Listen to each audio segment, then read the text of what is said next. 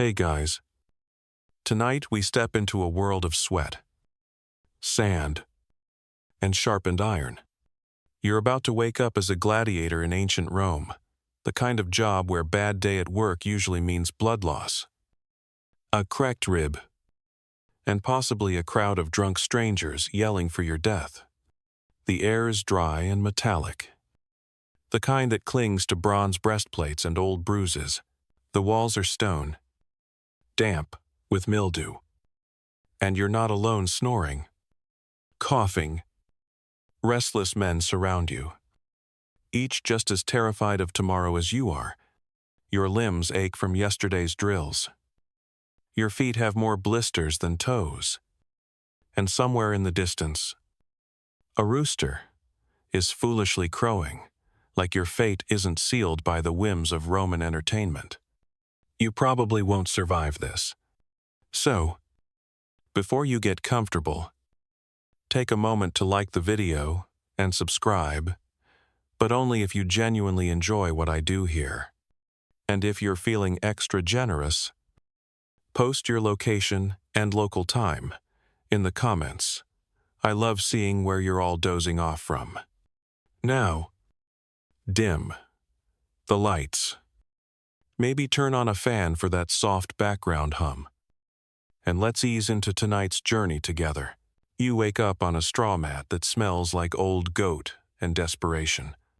The room is long, dark, and barely ventilated. Light slips through narrow slits in the wall, thin as blades, casting golden stripes across the dust in the air.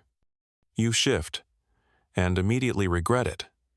Your back protests, your legs cramp, and something hard pokes into your ribs.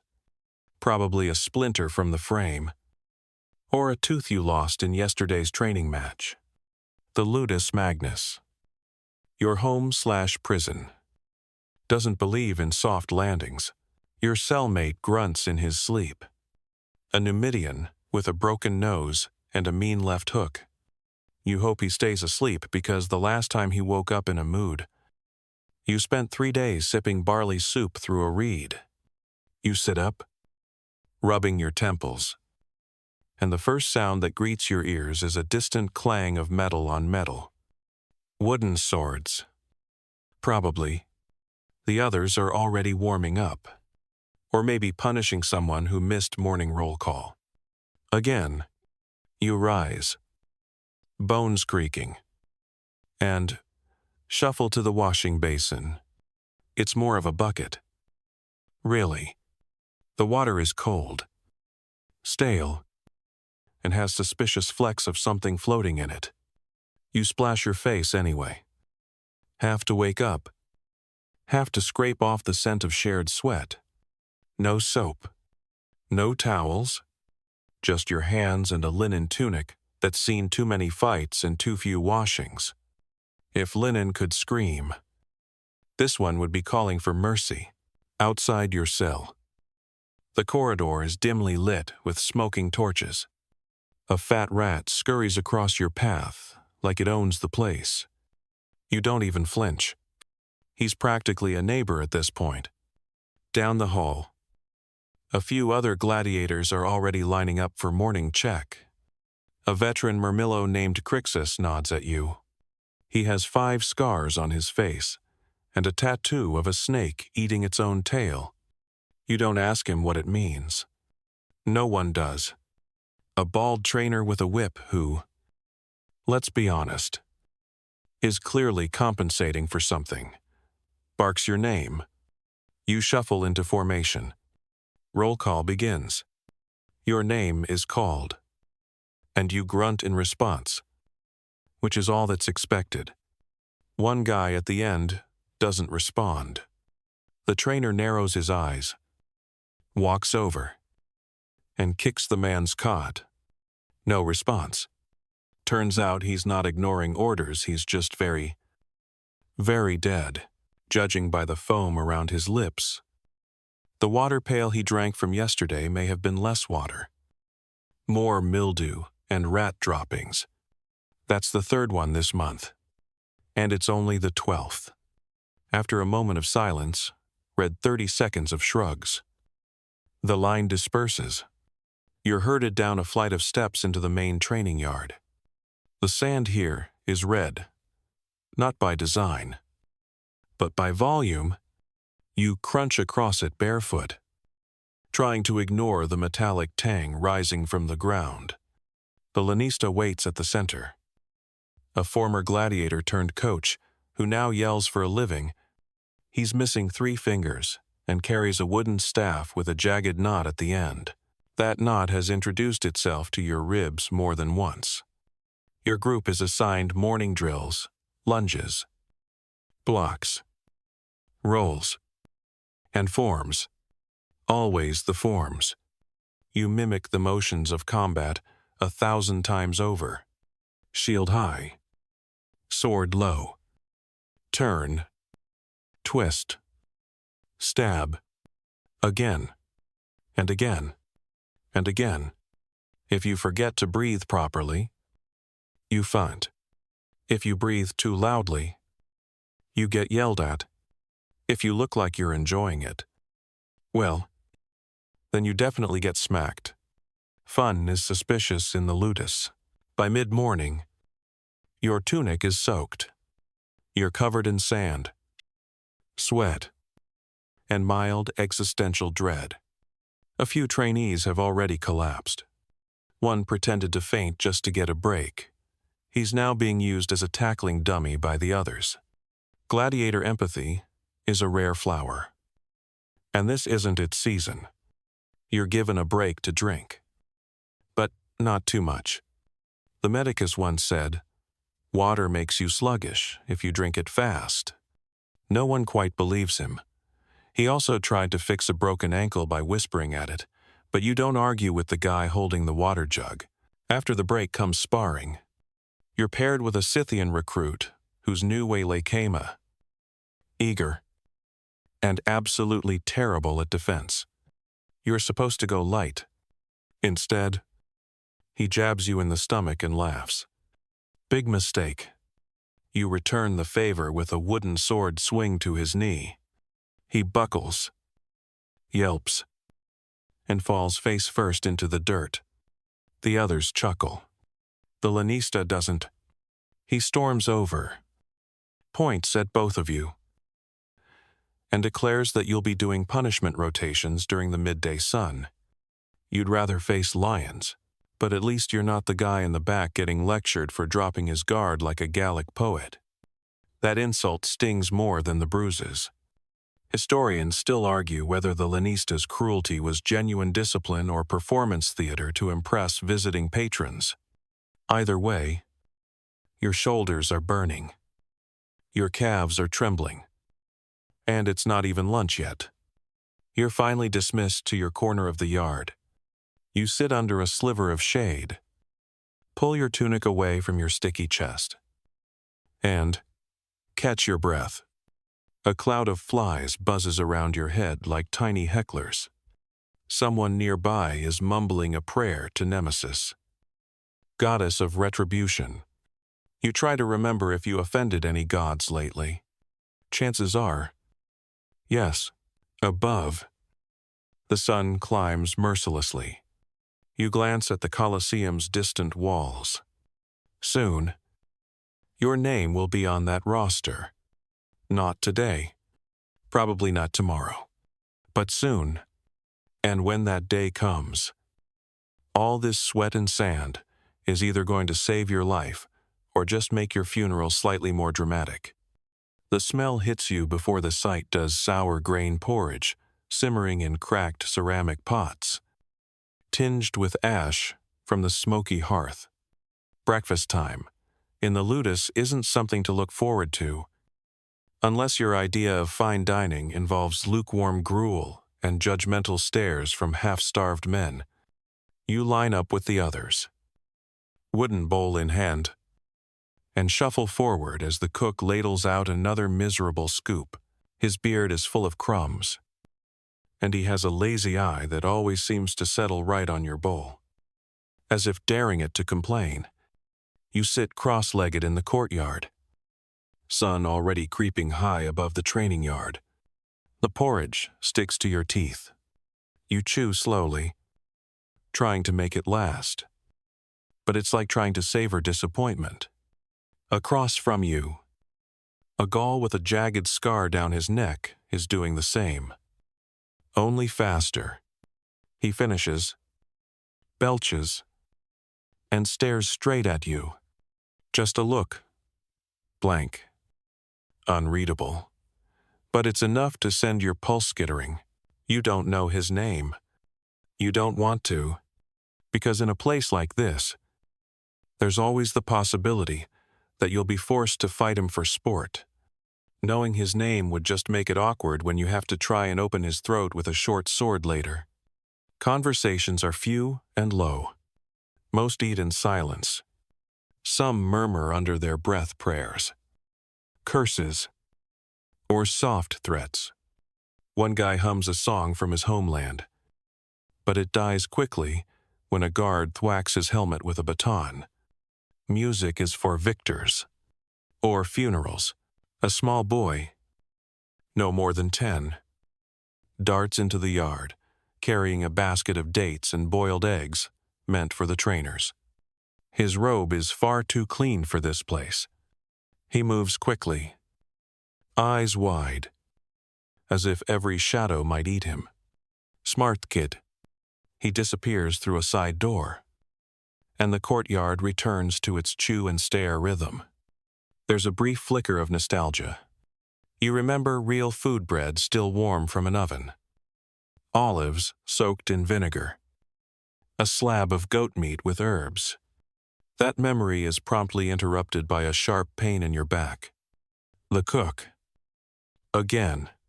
He's whacked you with his ladle for daydreaming too long at breakfast. Fair enough. You mutter an apology and return to your barley paste. Then come the sparrows. Not the metaphorical kind, actual sparrows. They flutter into the yard every morning, pecking crumbs from the cracks in the stones, chirping like the world isn't a prison. Some gladiators take it as a good omen. Others try to catch them. One guy once swallowed one whole on a dare, claiming it would give him the bird's courage. He later vomited feathers during sparring and spent 2 days in the infirmary. Historians still argue whether that was an early form of psychological warfare or just plain stupidity. When the sun's angle starts to shift and the air grows thick, you know breakfast is over. Time to scrub your bowl with sand and water. Stack it with the others, and head toward the next punishment, misbranded as routine. But not before the talk. Once a week, the lanista gives a speech after breakfast. You think he thinks it's motivational. It's more like being threatened by a sack of gravel with lungs. Today, he's pacing in front of the dining courtyard, sweat staining the arms of his tunic. Some of you, he growls, eat like it's your last meal. Good. Keep thinking like that.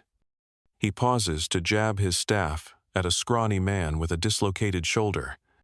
You, he sneers, should be dead already. Lucky for you. Our medic's too soft. Then his voice drops to a fake fatherly tone. If you want to live to see freedom, you eat, you fight, and you shut up. No more puking in the corner. No more hiding injuries. And absolutely no more sparrow worship. They're birds, not gods. The speech ends with the usual ritual, a reminder that the games are approaching and slots are filling fast. The arena needs blood, preferably yours. The cook lets out a single slow clap, mostly sarcastic, and earns himself a staff smack to the shin. After that, you're allowed a moment of rest. Some stretch their limbs. Others sharpen wooden blades. You spot the Gaul again. He's not eating anymore. He's just sitting on a stone block, arms folded, staring at you. That look again. It's not personal. Not yet. But it will be. A fellow trainee slides down beside you. A Spaniard with a missing earlobe. He whispers, "I heard they're pairing us with real animals next week. Like leopards. One got loose in the kitchens last month." You raise a skeptical eyebrow. But he just shrugs. "Could be worse. I heard in the East they use elephants." One stomp. "Your soup." You both laugh. But it's not a real laugh. It's the kind that's trying to pretend you're not both food with swords. The kind that says, "Maybe if we laugh, it won't happen to us." Spoiler, it absolutely still will. Somewhere above you, pigeons roost in the colonnades. Their cooing joins the background noise of grunts and the slap of wooden practice swords against training posts. You rub your shoulder and wince. That bruise hasn't faded in weeks. The medicus says you should walk it off. He also tried to treat a groin pull with cabbage leaves. So, his credibility is a little wilted. You spot a newcomer being brought in through the side gate. Young, muscled, terrified. The guards shove him forward, and he nearly trips on the threshold. A few veterans chuckle. He looks like he just realized he's been sold as entertainment. Because he has. Everyone here has that moment when they shift from soldier or slave or criminal into spectacle. It happens in the eyes. Like a candle flickering out, replaced by something darker, flatter. You remember when it happened to you. Probably around the third time. You watched someone cry after severing a friend's finger in practice. Training will resume soon. The cook begins hauling away the pots. The lanista gathers the trainers. You rise to your feet. Stretch your arms. And try to mentally prepare yourself for another day of pretending your life has meaning beyond amusing people who sit on cushions and bet coin on whether your liver gets pierced or not. But for now, all you can do is breathe. Keep chewing on the last taste of that miserable porridge. And avoid locking eyes with the Gaul again. Because that man is going to try and kill you someday. And you're going to have to do it first. You step back into the training yard. The sun now higher and meaner than before. As if Rome itself is amused by your suffering. The heat presses down like a second tunic, made of damp towels.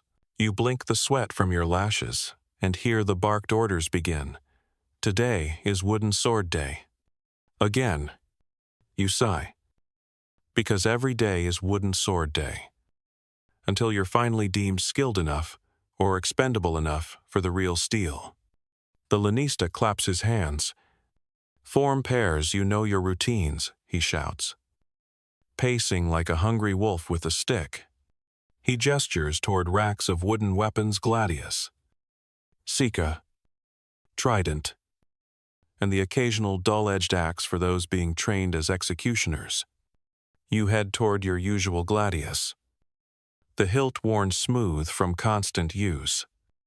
Your sweat practically varnishing it at this point. You're paired with Felix again. He's a secutor, broad-shouldered. Thick-necked. Heavy-footed.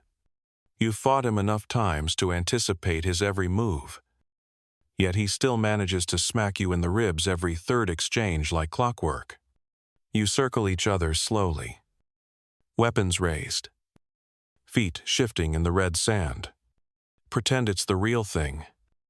The trainer says. And oh, how you pretend. Except the only thing more tiring than fighting for your life is pretending to fight for your life every single day. Felix Lunges. You sidestep, slap his blade away, and jab toward his chest. The wooden point stops inches from his sternum. He grins. That gap-toothed grin that suggests he either enjoys pain or simply has no plans beyond lunchtime. You both reset. Around you. The yard fills with the rhythmic thud of weapons striking shields, grunts of effort, and the occasional curse when someone catches an elbow to the face. Across the arena, two nimble retiarii net fighters practice entangling each other like clumsy fishermen. One throws too early, tangles his own foot, and is promptly yanked into the dirt by his opponent. A cheer goes up from the watching trainers. You block another strike from Felix and spin, trying a fancy move that nearly works until it doesn't. You stumble. He sweeps your legs, and you land flat on your back, with a puff of sand into your nostrils. Again, says the trainer without even looking up from his chair.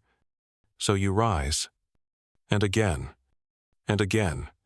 until your arms tremble like reeds and your tunic clings to your skin like regret. The sweat stings your eyes. Your blisters crack, and your grip slips more with every round. Eventually, the trainers call for a break, and you collapse onto a stone bench with the grace of a collapsing donkey. Felix sits beside you and offers you a fig. It's half squished, but you take it anyway. Nice spin, he mumbles. Next time, try not to fall on your own sword. Thanks. You wheeze. I'll add that to my list of life goals. Right after, don't be screaming in front of a senator. He laughs. It's a short bark. Then he wipes his nose on his arm and leans back against the warm stone. You both stare out at the other fighters, young men. Scarred men. Broken men, pretending not to be broken. Some are here for crimes. Others were prisoners of war. A few volunteered. You still can't figure out which ones are worse. Your next task is obstacle drills, carrying weighted sandbags through a course of barrels, low walls, and dangling ropes. It's supposed to simulate the unpredictable terrain of a real fight. What it actually simulates is the sensation of being trampled by invisible horses. You haul the sandbag over your shoulder and stagger forward as the trainers shout conflicting instructions like, "Move faster and don't stumble," and "That bag weighs less than your dignity." You trip on a rope and almost faceplant into a barrel. Almost, but not quite. That counts as a win. As you catch your breath near the end of the course, a Greek trainer named Antheos claps you on the back. "You're improving," he says, with the sort of enthusiasm usually reserved for mold growth. Almost looked like a warrior this time. Almost, you ask? Well, except for the screaming. And the part where you ran like a goat being chased by thunder. Touché. Then comes the part no one enjoys: mock duels before the lanista. Each pair is called into the center ring to perform. Not just fight. Perform. Footwork. Tactics. Aggression. But not too much aggression. The audience needs to see control, discipline, and dramatic flair. You and Felix are summoned. You stand in the ring under the midday sun, breathing heavily, weapons in hand. The lanista watches from a shaded platform, sipping watered wine and surrounded by a few fat merchant patrons who occasionally come to scout talent. You can feel their eyes on you, as if you're a pig at market. The fight begins. You move swiftly, blocking Felix's blow and countering with a spinning/showy but shallow. He ducks, charges, slams his shoulder into your chest. You go down but roll. Recover, kick sand in his eyes, and rise to bring your blade to his throat. Applause. From the trainers. Not the patrons. They're too busy betting on how many teeth you'll lose next time. The lanista nods, flicks his hand. and you're dismissed. You limp off, heart pounding, not from the fight, from the fear that one day, this won't be wood. It will be real. It will be final. A little later, you're sitting near the water trough, scooping tepid water into your mouth. Someone nearby is weeping softly. You don't look. It's against the unspoken code. You've wept before. 2. Just not where others could hear. An old gladiator. One who lost an eye, but gained weird wisdom. Leans beside you and mutters, "Better to break in training than in the arena." You nod like that makes sense. Then he adds, "But sometimes they break you here and there. Double the fun." You're called one final time to clean weapons. Sand down splintering blades, and oil the armor straps for the evening drills. You run a rag along the wooden edge of your gladius, fingers working through muscle memory. The blade, though fake, still carries stories, blood, pain, triumph, embarrassment. It's a prop, yes, but one that whispers promises of either greatness or a swift ticket to the underworld. As you scrub and polish, you hair-to trainer discussing you. Quick with his feet, says one, still clumsy with his shield. He won't last a real bout unless he learns to read his opponent or bribe the gods. You pretend not to hear. Instead, you focus on your blade and the slow, hypnotic rhythm of preparation. Because whether it's real or not, whether you live or not, there's a performance waiting. And every day you train, you're rehearsing for a death scene with no script and no second take. Your feet crunch across the gravel as you're led into the palestra, the sun-baked sparring pit ringed with old amphorae, discarded sandals, and more ghosts than you can count. It's not as formal as the central training yard. There's no shouting, no structure, no show. Here, things break. Usually bones, sometimes spirits. The sand in the pit is thicker, coarser, already darkened from yesterday's bruising encounters. You step inside, jaw clenched, as Felix slaps your shoulder and veers off to the side. Today you're not sparring with him. No, today you're facing the Thracian. His name is Caesarion. He's about 6 feet of muscle and fury, with wild curls and a tattoo of a falcon ripping through a serpent across his chest. You've never spoken more than 5 words to him, and yet you know him better than some people know their brothers. How he leans slightly left when he swings, how he feints low, then kicks high, how he grins every time he makes you bleed. And today, he looks particularly entertained. The trainer throws down 2 wooden gladii with a thud.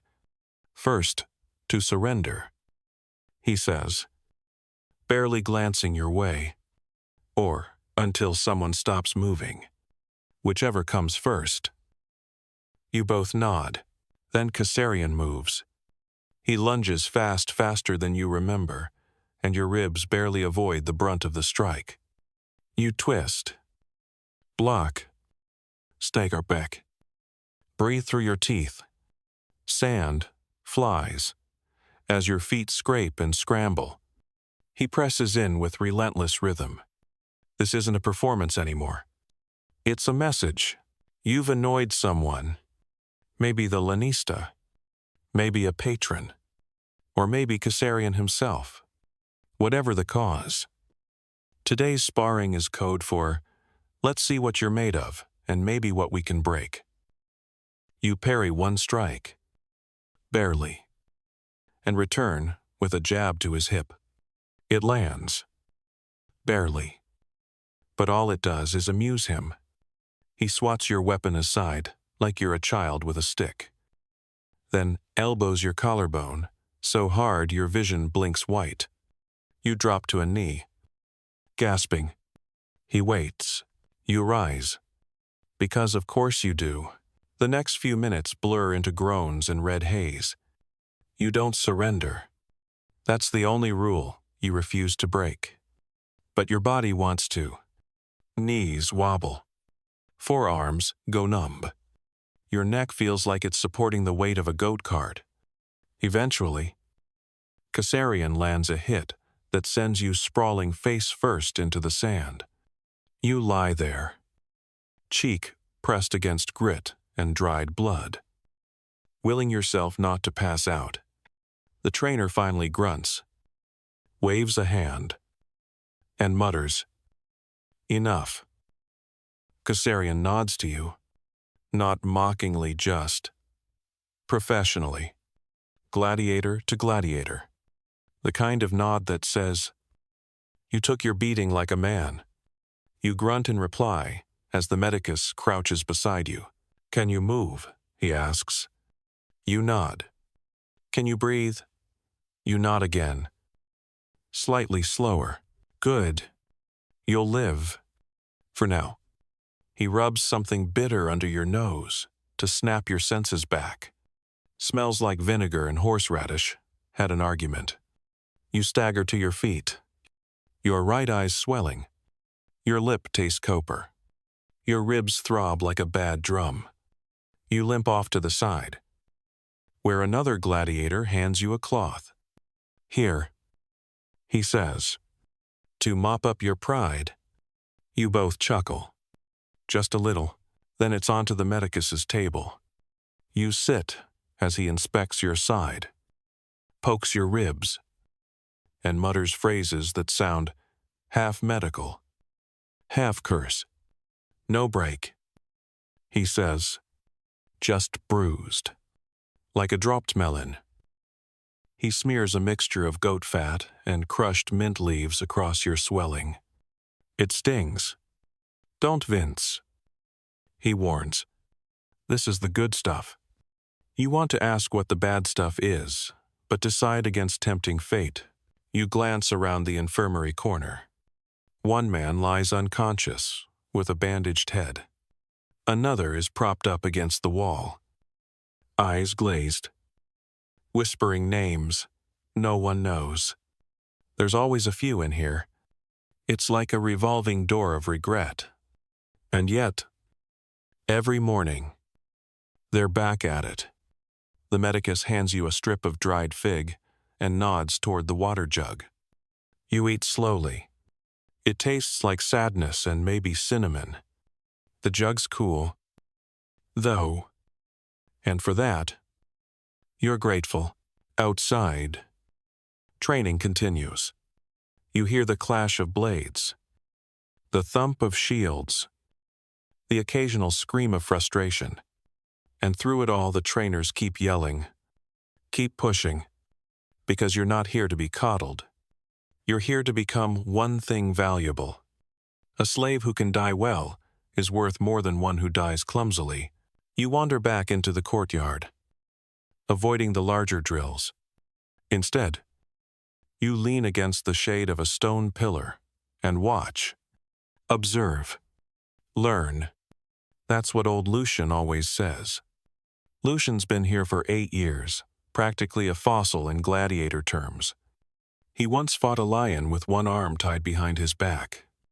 Allegedly, you're not sure how much of his story is fact and how much is heatstroke hallucination. But he carries himself like a man who knows things. He limps over beside you, chewing a date pit. "You did good," he says. Kassarian only fights like that when he respects you, or hates you, or both. "Great." You mumble, "I've always wanted to be respected through minor internal bleeding." He grins, toothless, on one side. Better than being forgotten. That hits harder than the gladius. You spend the afternoon tending to gear, mending sandal straps, reshaping bent helmets, oiling buckles, menial work, but somehow soothing. The repetitive tasks dull the pain, distract the mind. You even find yourself humming, just a little, until the sky starts to dim. Evening practice looms. One final round of drills to make sure you're too exhausted to dream of escape or freedom or comfort. You groan, stand, and stretch. A pop in your shoulder reminds you you're still human barely. The horn sounds. You return to the yard. More formations. More lunges. Shields up. Eyes forward. Strike. Retreat. Repeat. Someone vomits mid-swing. No one stops. Another man collapses from heat. He's dragged to the shade like a sack of grain. You keep going, because if you stop, you become him. And if you become him, you might not wake up tomorrow. Finally, after what feels like hours, the trainer barks. Enough.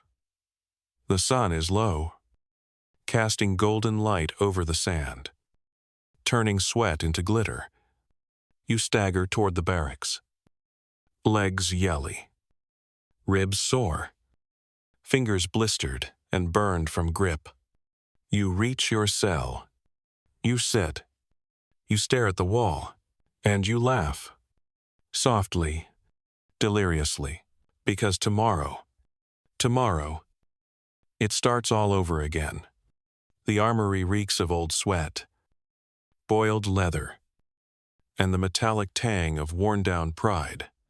You step inside, your ribs still aching from yesterday's not-so-friendly match, and immediately feel the air thicken. Rows of armor glint dimly in the flickering torchlight helms. Greaves, breastplates, all mismatched, dented, and carrying the scent of men long since buried.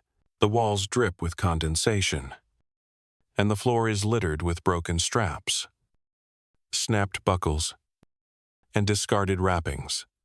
If this place had a patron god, it would be one who accepted rust as a form of prayer. You move toward the racks, past a few grumbling murmillos wiping down their shields with rags soaked in rancid olive oil. One of them nods at you. His nose is broken so many times, it looks like it's trying to escape his face. "You on shield duty today?" he asks. Voice muffled through clenched teeth as he chews a date pit like it owes him money. You nod and move to your usual corner. The trainer shouts your name and tosses you a pile of gear. "You're a Murmillo today." "Again. Try not to die in it. I just got that helmet re-riveted." "Murmillo. Great. Heavy shield. Short sword. Bulky helmet that turns your peripheral vision into a joke. You strap on your greaves first. They pinch around the shins. The leather inside, stiff from sweat and dried blood. Next comes the sublegaculum. Your gladiator's loincloth. Not exactly dignified, but at least it's cleaner than last week's. You tie the belt broad, studded with bronze discs that rattle when you move, and start adjusting the manica. The arm guard, it slides up your right forearm with the familiar scratch of wool against skin, fastened with awkward leather loops. Then comes the helmet. It's newer than most, but still smells like fear and mushrooms. The face is partially covered with a grill, eye holes so narrow you'd barely see your own funeral coming. When you lower it onto your head, the world muffles. Sound dampened like you've been dunked underwater. Breathing becomes a rhythmic rasp. You hate it, but you also feel safer behind it. Anonymous. Replaceable. Unkillable. If you squint, as you adjust the chin strap, you glance around at the others. Retiari in one corner, trying on their net holsters and tridents. Secutors testing helmet weight by head-butting door frames. Thraces practicing footwork barefoot in the straw. Everyone's got a role. A fighting style. A costume of death. You wonder if the crowd notices or if all they see are bodies moving and blood spraying. One of the trainers claps his hands and demands a lineup for style drills. Yes, style, not survival. You're marched into the central corridor for inspection. Patrons sometimes wander by to observe, though you suspect they're really here to rate the leather work and place bets on whose shin will snap first. You try to stand straight, but your side spasms and you hunch instinctively. The trainer notices. You limping? He asks. Voice sharp as a drawn blade. No. You lie. He smirks. Good. Because limping's expensive. No one bets on limpers.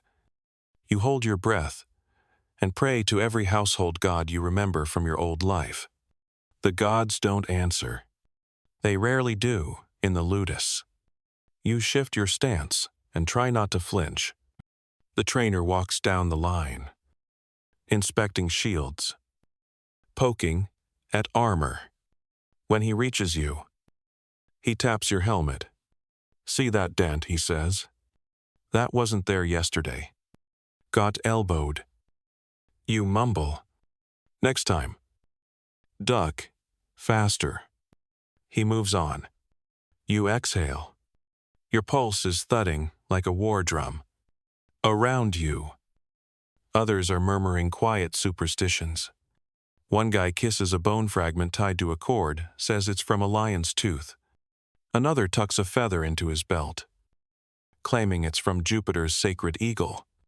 You've got nothing, just sweat and sand. You're led to the open courtyard for parade practice. This is the part where you walk in formation like trained cattle, so the crowd gets a nice look at the goods before the slaughter. The trainer shouts, instructions, stance. Weapon held. Just so. Shields aligned. Stride. Steady. It's like rehearsing your own death march. But with more choreography, your helmet's starting to itch. Sweat drips down your back. The man behind you accidentally steps on your heel, and you nearly trip. You both grunt apologies. The trainer barks at you to keep pace or lose your breakfast privileges. Joke's on him. You didn't have breakfast. Now, he shouts. Fight. Poses. You turn to face your imaginary opponent. Raise the shield. Gladius. Forward. Shift weight. Hold. Sweat burns your eyes. You hear one of the rich patrons whispering. That one's got good posture. You don't know if he's talking about you or the guy next to you. But either way, your ribs scream in protest. A bell rings.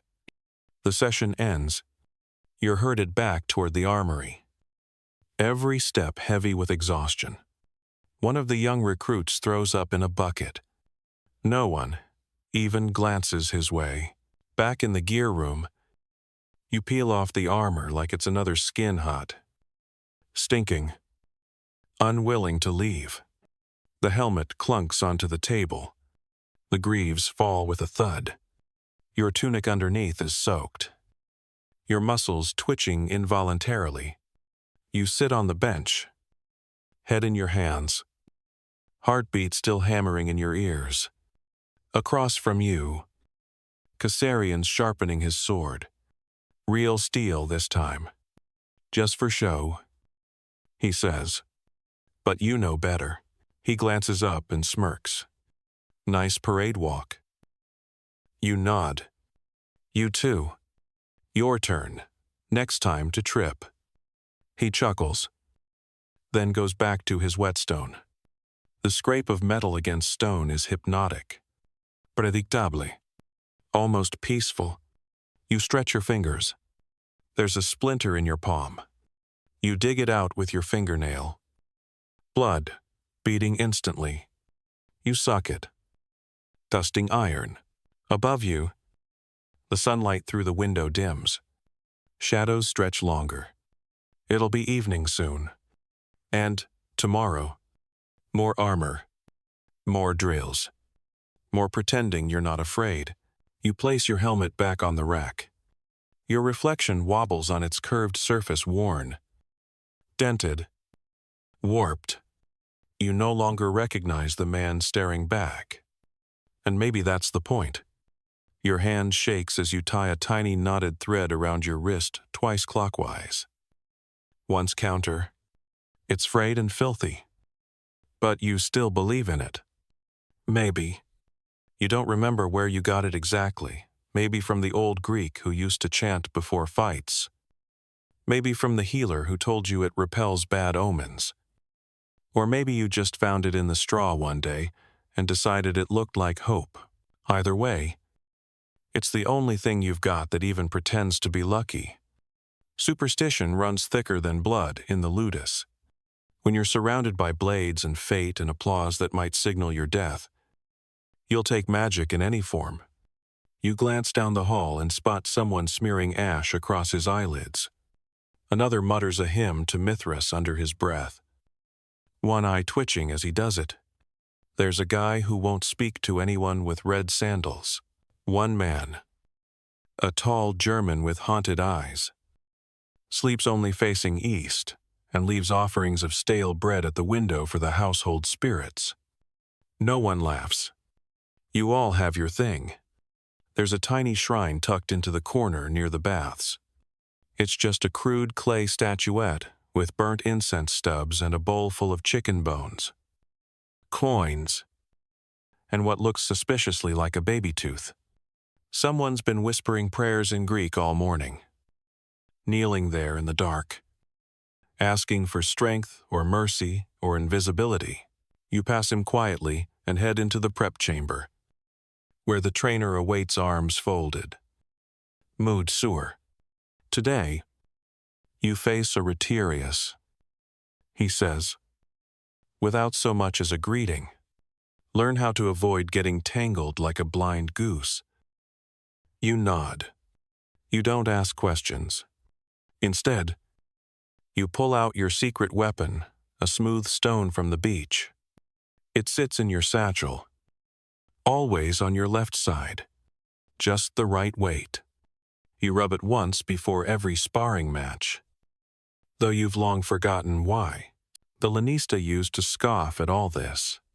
The gods don't care about your rocks and strings. He'd snarl. They care if you bleed well. But even he has a ritual. He spits on the dirt before any big match, taps his foot 3 times, then crosses himself in a way that's more habit than belief. You make your way to the training sand. The Retiarius awaits, lightly armored, holding a weighted net in one hand and a trident in the other. He's fast. He's clever. And he looks absolutely thrilled to be here, which is never a good sign. Your own equipment feels clumsy by comparison. You've got the standard Murmillo shield and Gladius, which are fantastic for bashing skulls, but terrible for dealing with someone dancing around you like a mosquito with a pitchfork. The trainer claps once. Begin. You circle. The Retiarius circles. The net flutters in his hand like a predator's shadow. You can feel your heartbeat drumming in your throat. When he strikes, he aims not with force, but with distraction net high. Thrust low. Always twisting. You block. Parry. Duck. You slip once. Catch your knee in the sand. And recover with a spin that almost impresses yourself. Almost, he casts the net. You sidestep. Just barely. It grazes your shoulder and flaps to the ground. You charge, while he recoils. Shield raised. Sword ready, but he's already moved, sliding past you like a fish. You hear one of the watching trainers scoff. Great. Nothing like judgment from someone who hasn't picked up a sword in years. Still, you adapt. You start watching his feet instead of his weapon. You wait for the twitch, that means he's ready to cast again. When it comes, you fake left and dive right, knocking the trident wide. He loses his footing. You lunge. Stop your blade at his neck. And hold. The trainer grunts approval. Better. Maybe you won't be stupid. You breathe. Deeply. You don't celebrate. Not here. Instead, you reach for your stone. It's still warm from your hip. You kiss it once. Quickly. Before slipping it back. Later. During water break.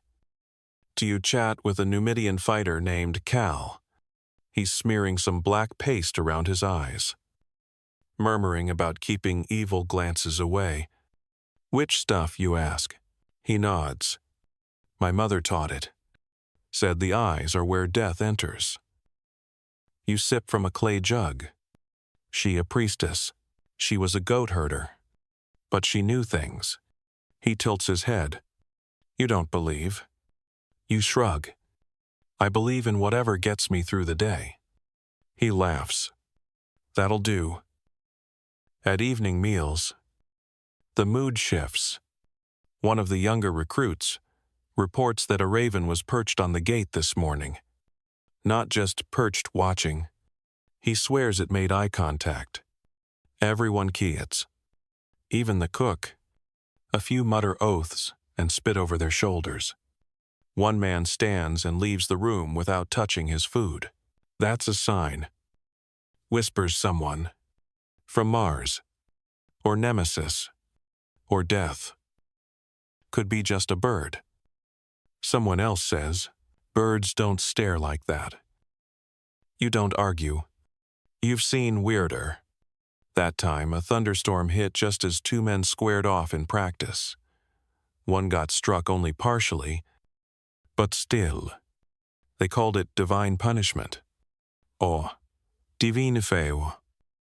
Depending on who you asked, historians still argue whether the ancient gladiators truly believed in divine intervention, or whether it was just a way to make sense of chaos. You think maybe it's both. In a place where death is as common as bad porridge, stories are armor too. As the fire dims in the corner brazier, a few men share charms. One has a necklace made of boar teeth. Another wears a ring he stole from a senator's wife before he was caught and enslaved. He kisses it before sleep every night, like it's a key to another world. And then there's Marcus. Marcus has no charms, no strings, no stones. He sits with his back to the wall, arms crossed, staring at the door, like he's waiting for something or someone. You don't believe in anything you ask. I believe in my sword, he says. It's killed 12 men.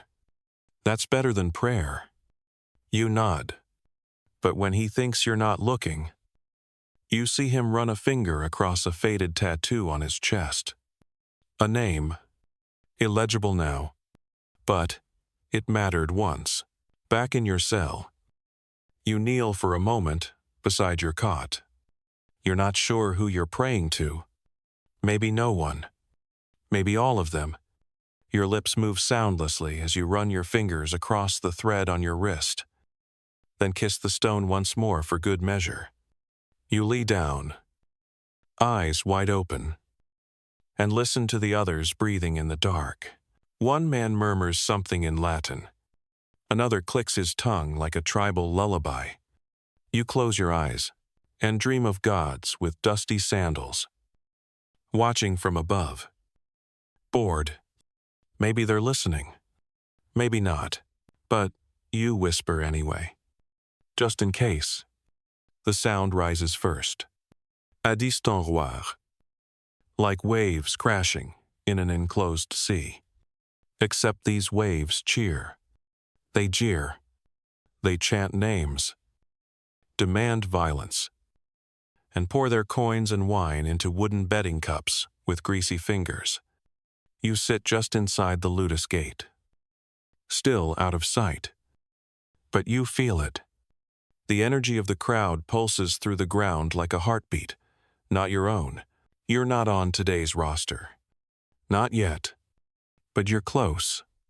You've been moved to the upper barracks. That's where they keep the ones they're watching. The ones they think might die beautifully, or not die at all. Someone calls out from above. You glance up and spot two servants, dragging roasted meats into the viewing box corridors. They're late. The events have started. You can hear the clashing of metal now. Muffled but sharp. Someone must be bleeding already. You're not sure if that's comforting or terrifying. Kassarian sits beside you. Silent. Peeling a fig with a small knife. He's not on today either. But like you, he watches the wall. Listens to the crowd. And waits. A horn blows. Short and sudden. That's the signal for animal bouts. Kassarian mutters. Not looking at you. Probably a panther or a starving bear. You nod. The animals are always first. They whip up the bloodlust. Make people forget that the real violence hasn't started yet. Just appetizers. You stand. And stretch. Your side still aches from the last match. But the bruises have shifted from purple to that lovely shade of rot meat yellow. A good sign. You guess? A step closer to being whole enough for slaughter. A few of the younger trainees press close to the wooden slats in the corridor wall, trying to see through to the arena. One of them gasps. What is it? Another asks. They brought in a dwarf to fight a goose. The boy replies. Stunned. Of course they did. You can't help but laugh under your breath. It's not funny. But somehow it is. The Roman crowd will cheer for anything with enough absurdity and feathers. The ludus trainer strides in. Spectators want more today. He says. More blood. More novelty. Stay sharp. They might pull names by sundown. Your stomach drops. This isn't a drill. When crowds get restless, names get drawn early. And fair or not, your name's been in the bowl longer than most. You wander down the inner hallway to the prep room. On the way, you pass the trophy wall. A grim little shelf of broken weapons, snapped helms, and other battlefield leftovers. Most are relics of fights gone very wrong. One shield still has a jagged gladius tip embedded in it. A helmet is crushed inward like a rotten gourd. No one says it. But you all look at it sometimes. Like maybe the dents can teach you what not to do. Down the hallway, a slave girl scurries past with a tray of bandages and wine-soaked sponges.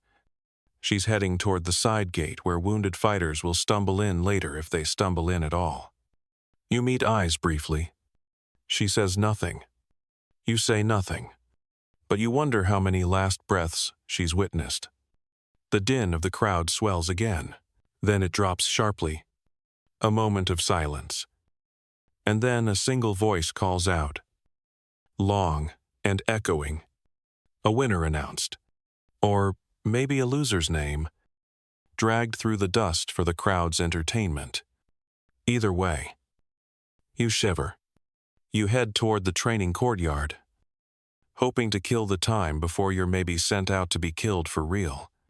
A few others are practicing stances swinging wooden blades, working on footwork, pretending they're doing it for discipline and not sheer terror. A medicus limps past with a tray of ointments. He stops and glances at you. Your pulse is high. He says, "How can you tell? You're twitching like a plucked chicken." You grunt. "I feel fine." He shrugs. "Don't get used to it." The courtyard grows quiet as the main arena crowd howls again. Someone's just landed a good blow.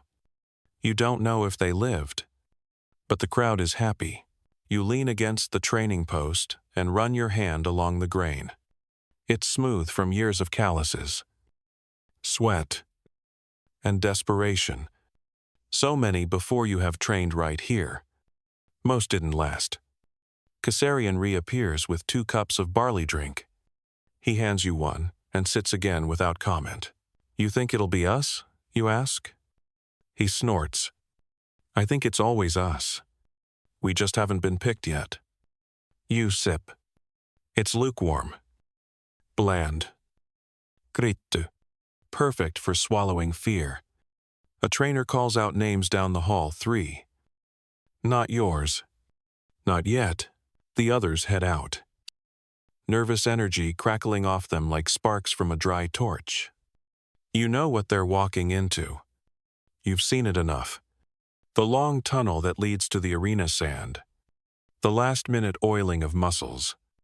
The pre-fight rub of ash. The whisper of live. Just once more. Sometimes they return. Sometimes their armor does. Kassarian leans forward.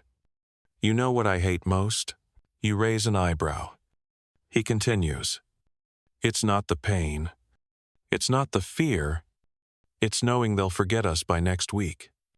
That some drunk senator will spill wine on his toga and not even remember who he bet on. You nod. But if I land a good kill, he says. Just one clean, brutal, unforgettable one. Maybe I'll live in someone's story. Some brat will whisper about the Thracian who split a Gaul from groin to gullet. That's enough. That's better than nothing.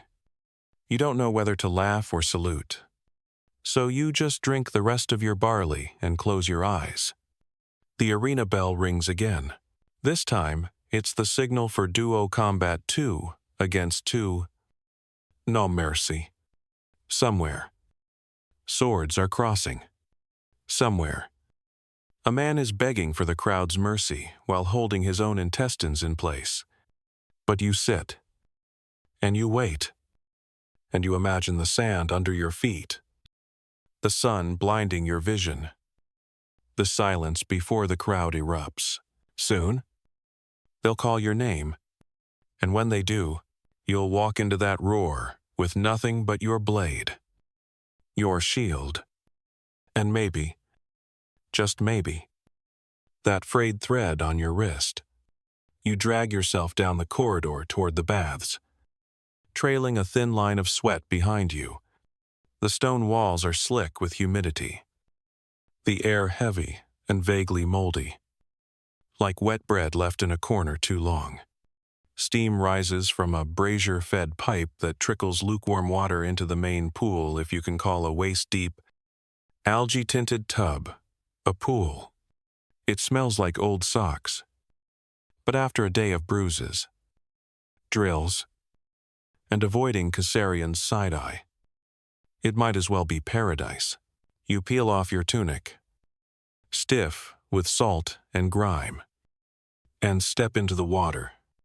It's warm, miraculously. Your muscles sigh. Your brain takes a vacation. And for a moment, just a moment, you aren't a gladiator.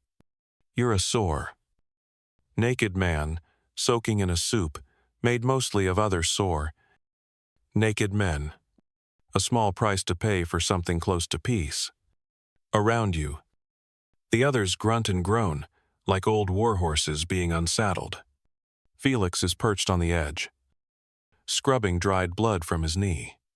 Cal is arguing with a Gaul about whether scorpions in the east really grow as big as a hand. Kassarian is at the far end, eyes closed, face tilted toward the dripping ceiling, arms stretched along the stone ledge, like a man in prayer. No one talks about the fight schedule here. The bath is the only place where time pauses, where the past and future are both too exhausted to intrude. Here, men speak of anything but death. A group of rookies are splashing each other like idiots. One tries to dive under the water and cracks his head on the bottom. He emerges cursing and laughing. Both. Everyone winces on his behalf. But no one says, stop. Let the new ones pretend this is a game. While they can, beside the basin, a trainer named Crassus sharpens a dagger on a whetstone. He's not bathing. He never does. He just sits there, watching, like a watchdog with an itchy temper. Keep your ears clean. He mutters to no one in particular. Can't hear the crowd scream if your wax is thicker than your skull. You dunk your head. The water dulls the noise, coats your thoughts in warm stillness. You surface again, blinking water from your lashes, and catch sight of your reflection, distorted, warped, bobbing with the ripples. You look older, not in years, but in impact. Gladiator years are like dog years. 1 year here ages you like 5. At this rate, you'll be ancient by next summer. Someone hands you a rag soaked in vinegar. You scrub at the worst of the day's dust, careful around the purple blossom blooming across your ribs. Every wipe makes you hiss, but the pain is almost comforting, real, tangible. It means you're still here. Cal speaks up again. Anyone hear about Decimus? You freeze slightly. So, does everyone else? He went into a one-on-one yesterday. Big crowd. Senator's birthday or something. And someone finally asks. He didn't come back. Silence. Then, a muttered. That makes 4 this week. You exhale slowly. You'd liked Decimus. He was funny. Had that thing where he'd mimic the Lanista's voice perfectly, and once convinced a new recruit that Jupiter himself wanted him to train naked. Now he's gone. No ceremony. No song. Just vanished like smoke. His cot will be filled by morning. You exit the bath and reach for a threadbare towel that might once have been white. You pat yourself dry, or rather, move water around in faint circles until your skin gives up.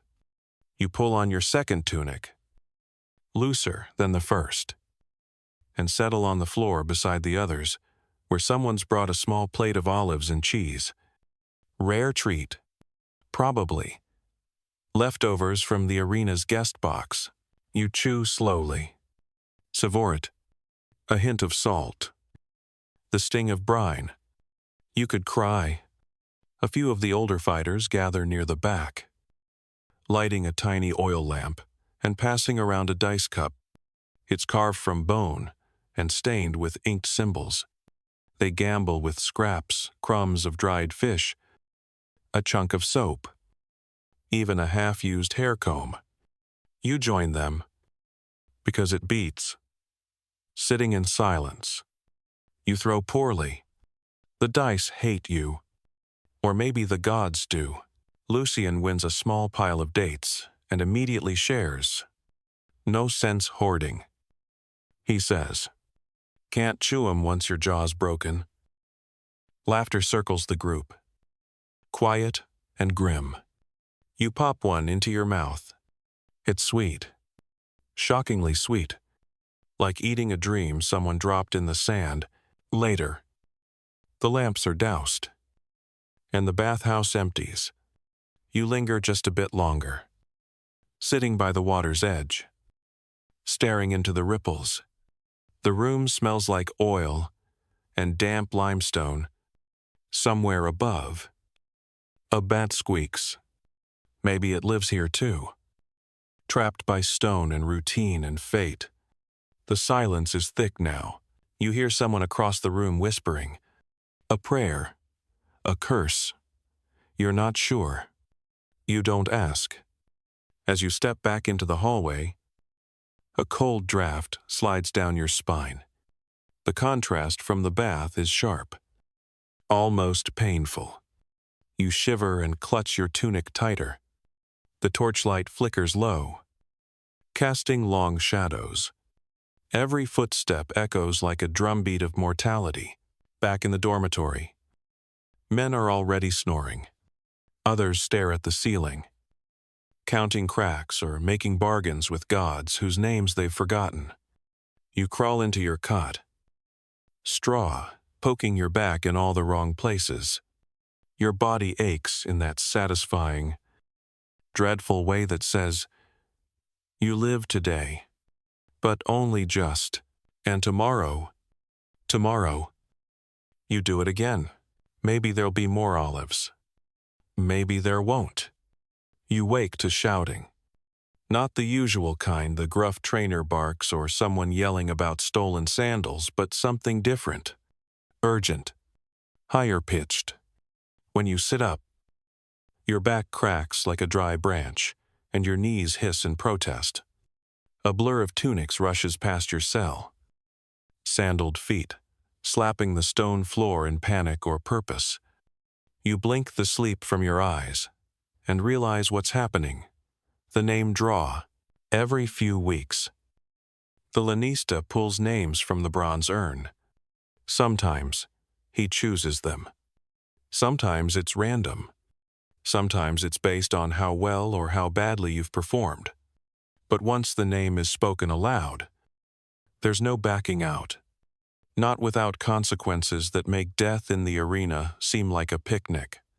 You pull on your tunic and stumble out of your cell.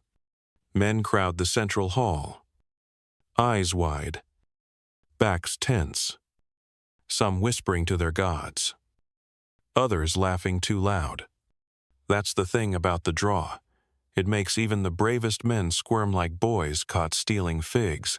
The lanista appears on the raised stone platform, flanked by two scribes with wax tablets and styluses, poised. A boy carries the urn, holding it above his head like it's some holy relic. The air thickens. It always does in these moments. Breath turns heavy. Limbs go still.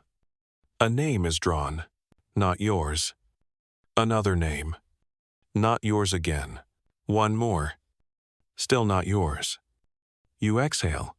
So slowly it's more like a prayer than a breath. You're safe for now.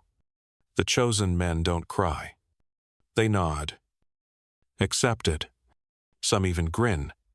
Not because they want to fight, but because they've waited so long in dread that it almost feels like relief to finally face it. Like a sentence read aloud. At last, you catch eyes with one of them, Silo. A Samnite with tattooed fingers. He nods at you. You nod back. That small exchange might be your last. The chosen ones are led away for final checks, and the rest of you disperse. The hallway fills with murmurs. I thought they'd pick Caesarion. He was bribing the cook last night. Did you see Silo's face? He looked. Ready. You're not sure what ready looks like anymore. Maybe it's just another face gone blank. Later that day, after the chosen have left for the arena, you're called into the scribe's room, a stone chamber with parchment scrolls tucked into wall niches, feathers for quills, and pots of ink that smell oddly sweet. A scribe waves you in without looking up. New roster. He says, you've moved up. You're on the primary reserve list now. Primary reserve, you echo. He sighs. Finally looking at you. It means if anyone stubs a toe, faints from nerves, or catches a spear to the armpit during warm-ups, you go in their place. Oh, fantastic. You nod and back out of the room like it's cursed. Outside, the sun is high, and the air tastes like hot limestone. You head toward the training yard. But instead of drills, you find a group gathered in a half circle. In the center stands a man in fine robes, a senator, surrounded by guards, and what appears to be a poorly concealed hangover. He's laughing, loudly, before him. 3 gladiators are being made to entertain, not fight, just display. One does a slow, Exaggerated routine swing. Duck. Pose. Another kneels and pretends to beg, drawing chuckles from the senator's companions. The third. A woman gladiatrix. Simply stands still, unblinking, daring the senator to laugh at her. He does anyway. Then he points to a shield leaning against the wall. Is that one decorative, or just dented enough to be amusing? The lanista chuckles along. That's a good one. Belonged to a man named Tiro. Fought a tiger once. Won, the senator asks. He didn't win. But the tiger lost an ear. You watch all this from the back. Quiet. Unnoticed. Just another body in the sand. As the senator leaves, he tosses a few coins into the dust. One rolls near your foot. You don't pick it up. Not because you're noble, but because you're afraid it might mark you. That someone saw you take a senator's coin and decided your name goes in the urn next. You spend the afternoon working on your form, practicing footwork, swinging the wooden sword until your shoulder throbs. Not for fun, not for sport, but because if you're called next, you'd rather be looking competent. During break, you sit near the wall and watch Kassarian wrestle with a German who's built like a tree stump. It's brutal, clumsy, loud, and ends with both men gasping in the dust. They lie side by side, not moving, just letting the sun bake them flat like two slabs of meat. You think it's better to die fast or slow someone behind you, asks. You turn to see Marcus, sharpening his blade with a piece of sandstone. Fast. You say. He nods. I used to think so, but slow. You might see who did it. You might lock eyes and know the face that ended you. Why would you want that? He shrugs. Because if you don't, you'll haunt everyone. You're not sure if he's joking. That evening, word returns from the arena. Silo is dead. Took a spear to the chest and didn't fall until he'd gutted the man who threw it. The crowd apparently stood for that one. Standing ovation. The kind you get right before your organs get scooped off the sand. Someone carves a crude line into the dormitory wall. One more mark. One less man. You eat in silence. You sleep in tension. And just before you close your eyes, you hear someone near the door whisper. They'll draw more names tomorrow. The morning arrives like a slap sharp. Unwelcome. And followed by shouting.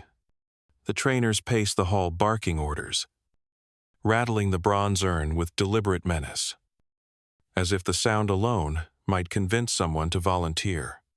No one does. Of course. You're all too busy pretending you aren't terrified. You sit on the edge of your cot. Tunic, half pulled on. Heart, doing little jigs in your chest. Your fingers twitch toward the frayed string on your wrist. And you whisper. The same line. You always do, not today. Not me. The lanista appears. His eyes are bloodshot. His tunic is stained.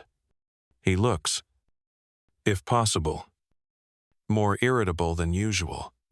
That means patrons are in town. Important ones. Listen up. He growls.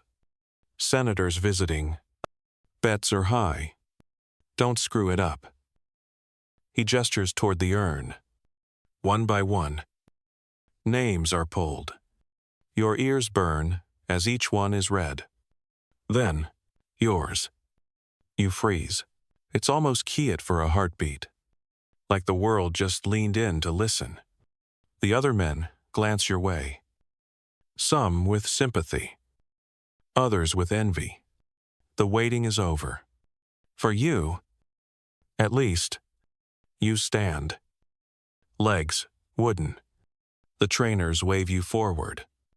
You walk like your body's borrowed, and it might fall apart at any second. A guard pats your shoulder. You get paired with the Gaul. He says, "Which Gaul?" "The angry one." "Oh." That narrows it down to all of them.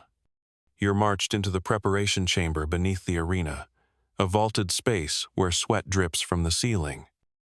Oil stings your nostrils, and slaves move like ghosts in a rush. One begins applying thick animal fat to your arms. Another powders your shoulders. Shine for the crowd. One mutters, "No one wants to watch a dry corpse." Then comes the paint. Yes, paint. Red streaks across the chest. A black line beneath the eye. Apparently, it adds drama. Makes you look more savage. Or maybe more expensive. No one explains. You're handed a real gladius. Not wood. Not dulled. Real steel. The weight is familiar, but heavier with consequence. You test its balance. Good. Sharp. Honest. This blade will do the talking now. The Gaul appears. Already armored. Already smirking. He's tall. Scarred. And has that unsettling calm that only comes from either too much confidence or too much practice. His left bicep bears a tattoo of a bear biting a man's head. That feels specific. "Ready?" he asks. In Latin, rough as gravel. You nod. Not because you are, but because there's no third option. The horn sounds. You're led to the gate. The corridor beyond smells of blood and sand and something metallic. The crowd's roar filters through the stone dull at first, then swelling until it feels like it lives inside your chest. You can't see the sky yet, but you feel its heat. The gate opens, and the light hits you. You step onto the sand, blinded for a second, until your eyes adjust. The arena is massive. Steep stone seating rises around you in a circle, filled with spectators, some leaning forward, some already half drunk, many holding bets on wax tablets, shouting your names like racehorses. To your left, the Gaul thumps his chest. The crowd approves. You do nothing. Not because you're modest, but because you don't trust your legs to move theatrically without giving out. In the imperial box, a senator in a violet-trimmed toga lounges with a goblet. He raises a lazy hand. The crowd hushes. The signal is given. The fight begins. You circle. The Gaul circles. His shield is smaller. His sword curved. Fast. Then, you shift your stance. Heart pounding. The sand is loose underfoot. Someone's blood still stains it from earlier. Hopefully not Silo's. The Gaul strikes first, quick and low. You parry. Barely. He follows with a shield slam. You stumble back. The crowd cheers. Not for you. You recover. Counter with a jab. He dodge. Laughs. Too slow. He says. You clench your jaw. Dig your heels into the sand. And change tactics. The next few exchanges, blur metal sings. Air whooshes. Sand flies. You land a shallow cut on his thigh. He grazes your shoulder. You bash his shield. He knocks your knee. You grunt. He grins. You start to see his rhythm. He favors his right. Drops his guard half a breath after swinging. You time it, wait, then strike.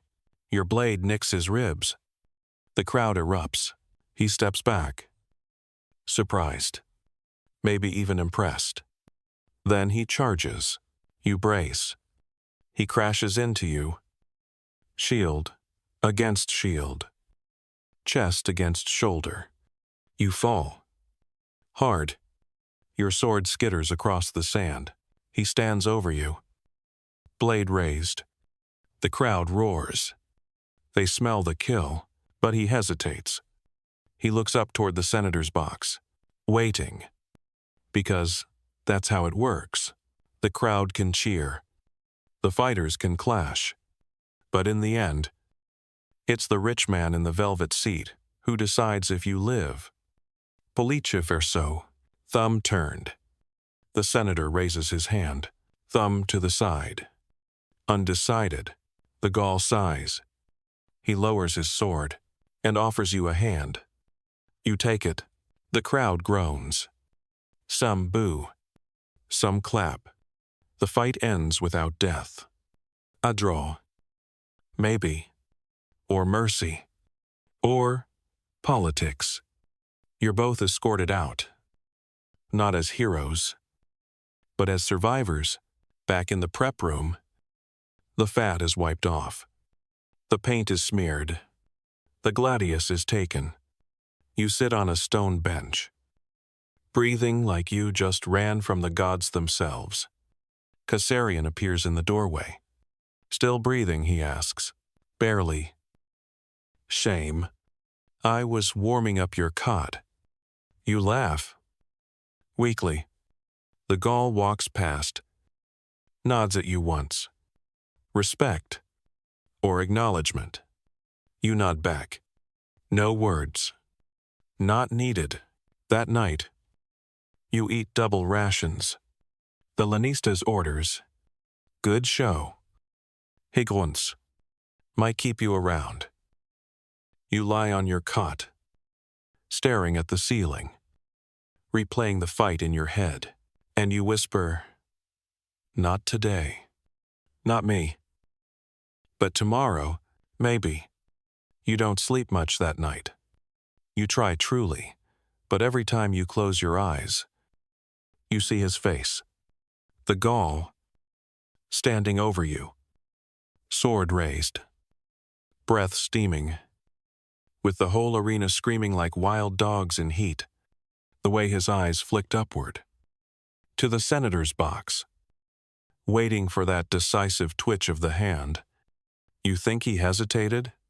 Not because he pitied you, but because he wasn't sure if he was going to walk out. Either, you wake up stiff, the cot straw matted to your back like scales.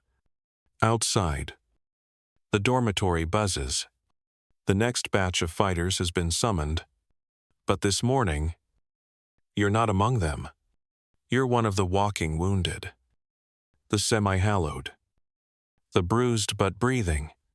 And that means one thing: arena chores.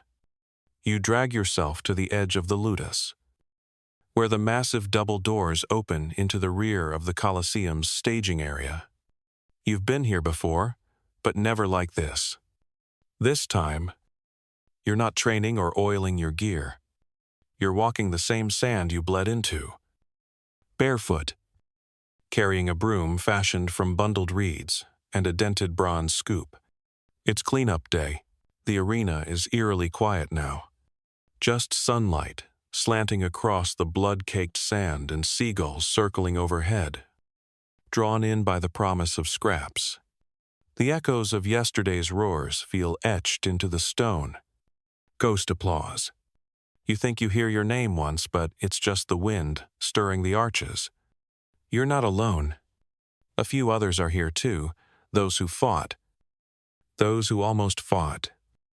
And one man who reportedly soiled himself when his name was drawn but was spared by sheer randomness. His mopping quietly, face redder than the stains he's trying to erase. You start in the center, near the blood crater, left behind by the retiarius, who took a gladius to the throat. They say he choked out a joke with his last breath. Something about seafood. Historians still argue whether that ever happened. Or if it's just one of those stories gladiators tell to pretend death's a little less awful than it is. You scrape. Sweep. Pat down the sand. then rake over the darker patches with fresh grit brought in by two scowling slaves. One wears an iron collar, so wide it squeaks when he turns his head. You nod in greeting. He doesn't nod back. At the edge of the arena, you see them chairs arranged for guests. Little tables, empty wine jugs, a half-eaten honey cake, someone left behind. Just a few feet from where men were disemboweled. That's Rome for you. Midway through your shift, a familiar figure appears. The senator. He's returned to inspect something. Maybe the seating. Maybe the damage to his ego after yesterday's tepid outcome. He strolls the upper gallery like a man selecting olives. Two attendants follow, one carrying a parasol to keep the sun from offending his scalp. He looks down at you, pauses. You keep sweeping.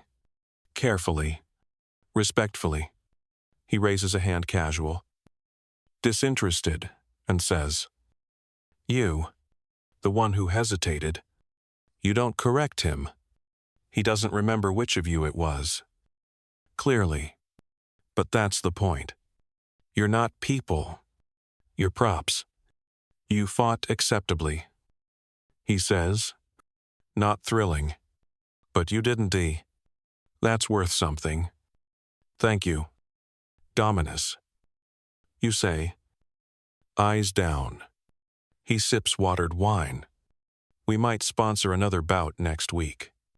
Something grand. African beasts. Maybe.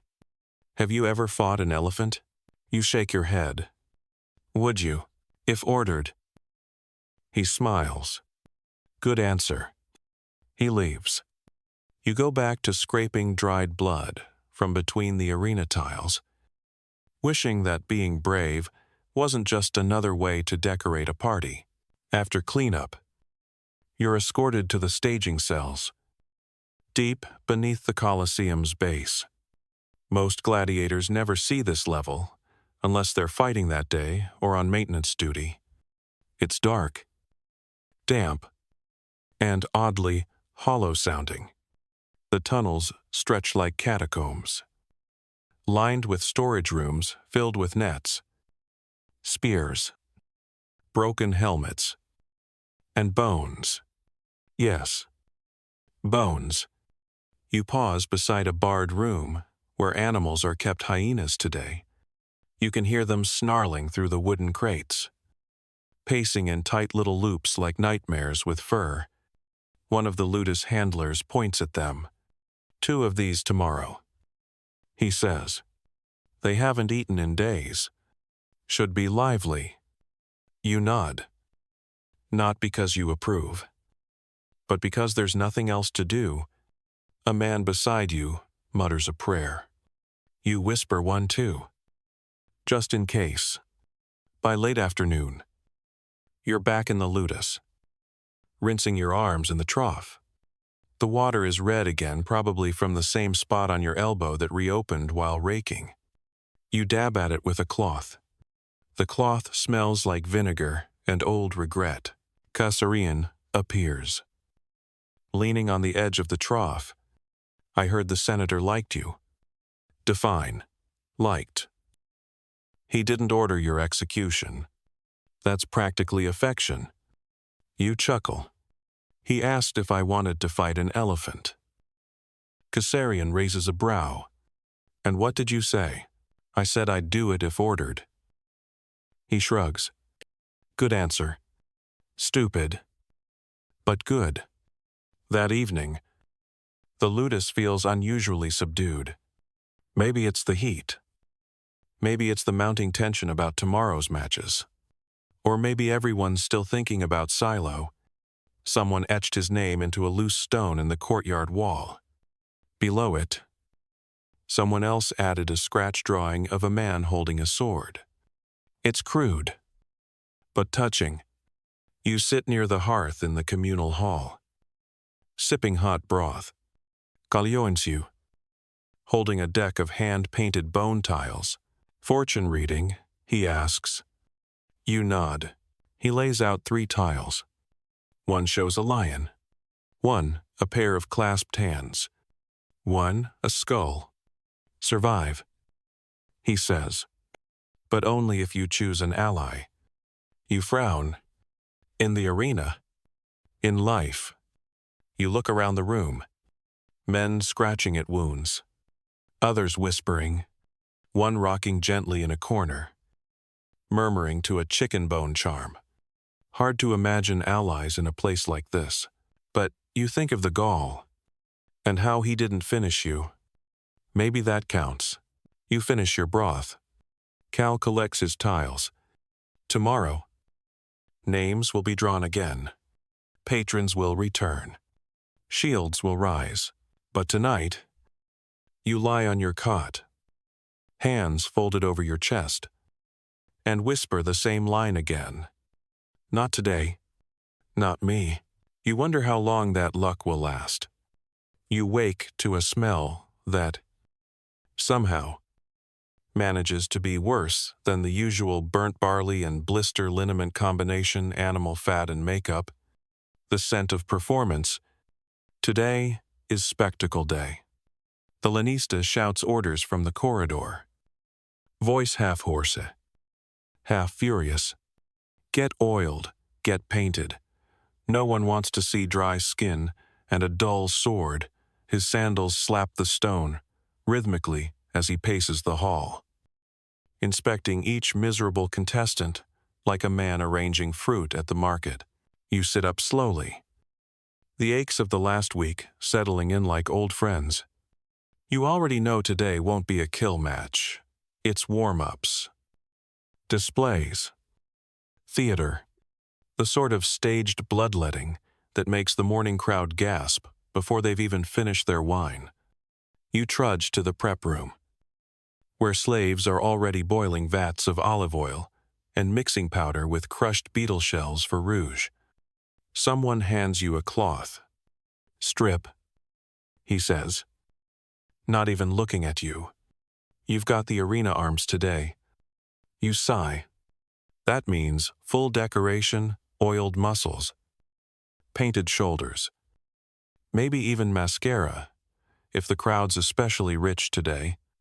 One of the younger trainees protests, and the trainer yells, "It's not war, it's theater." Boy, now hold still, or I'll stab you with the makeup stick.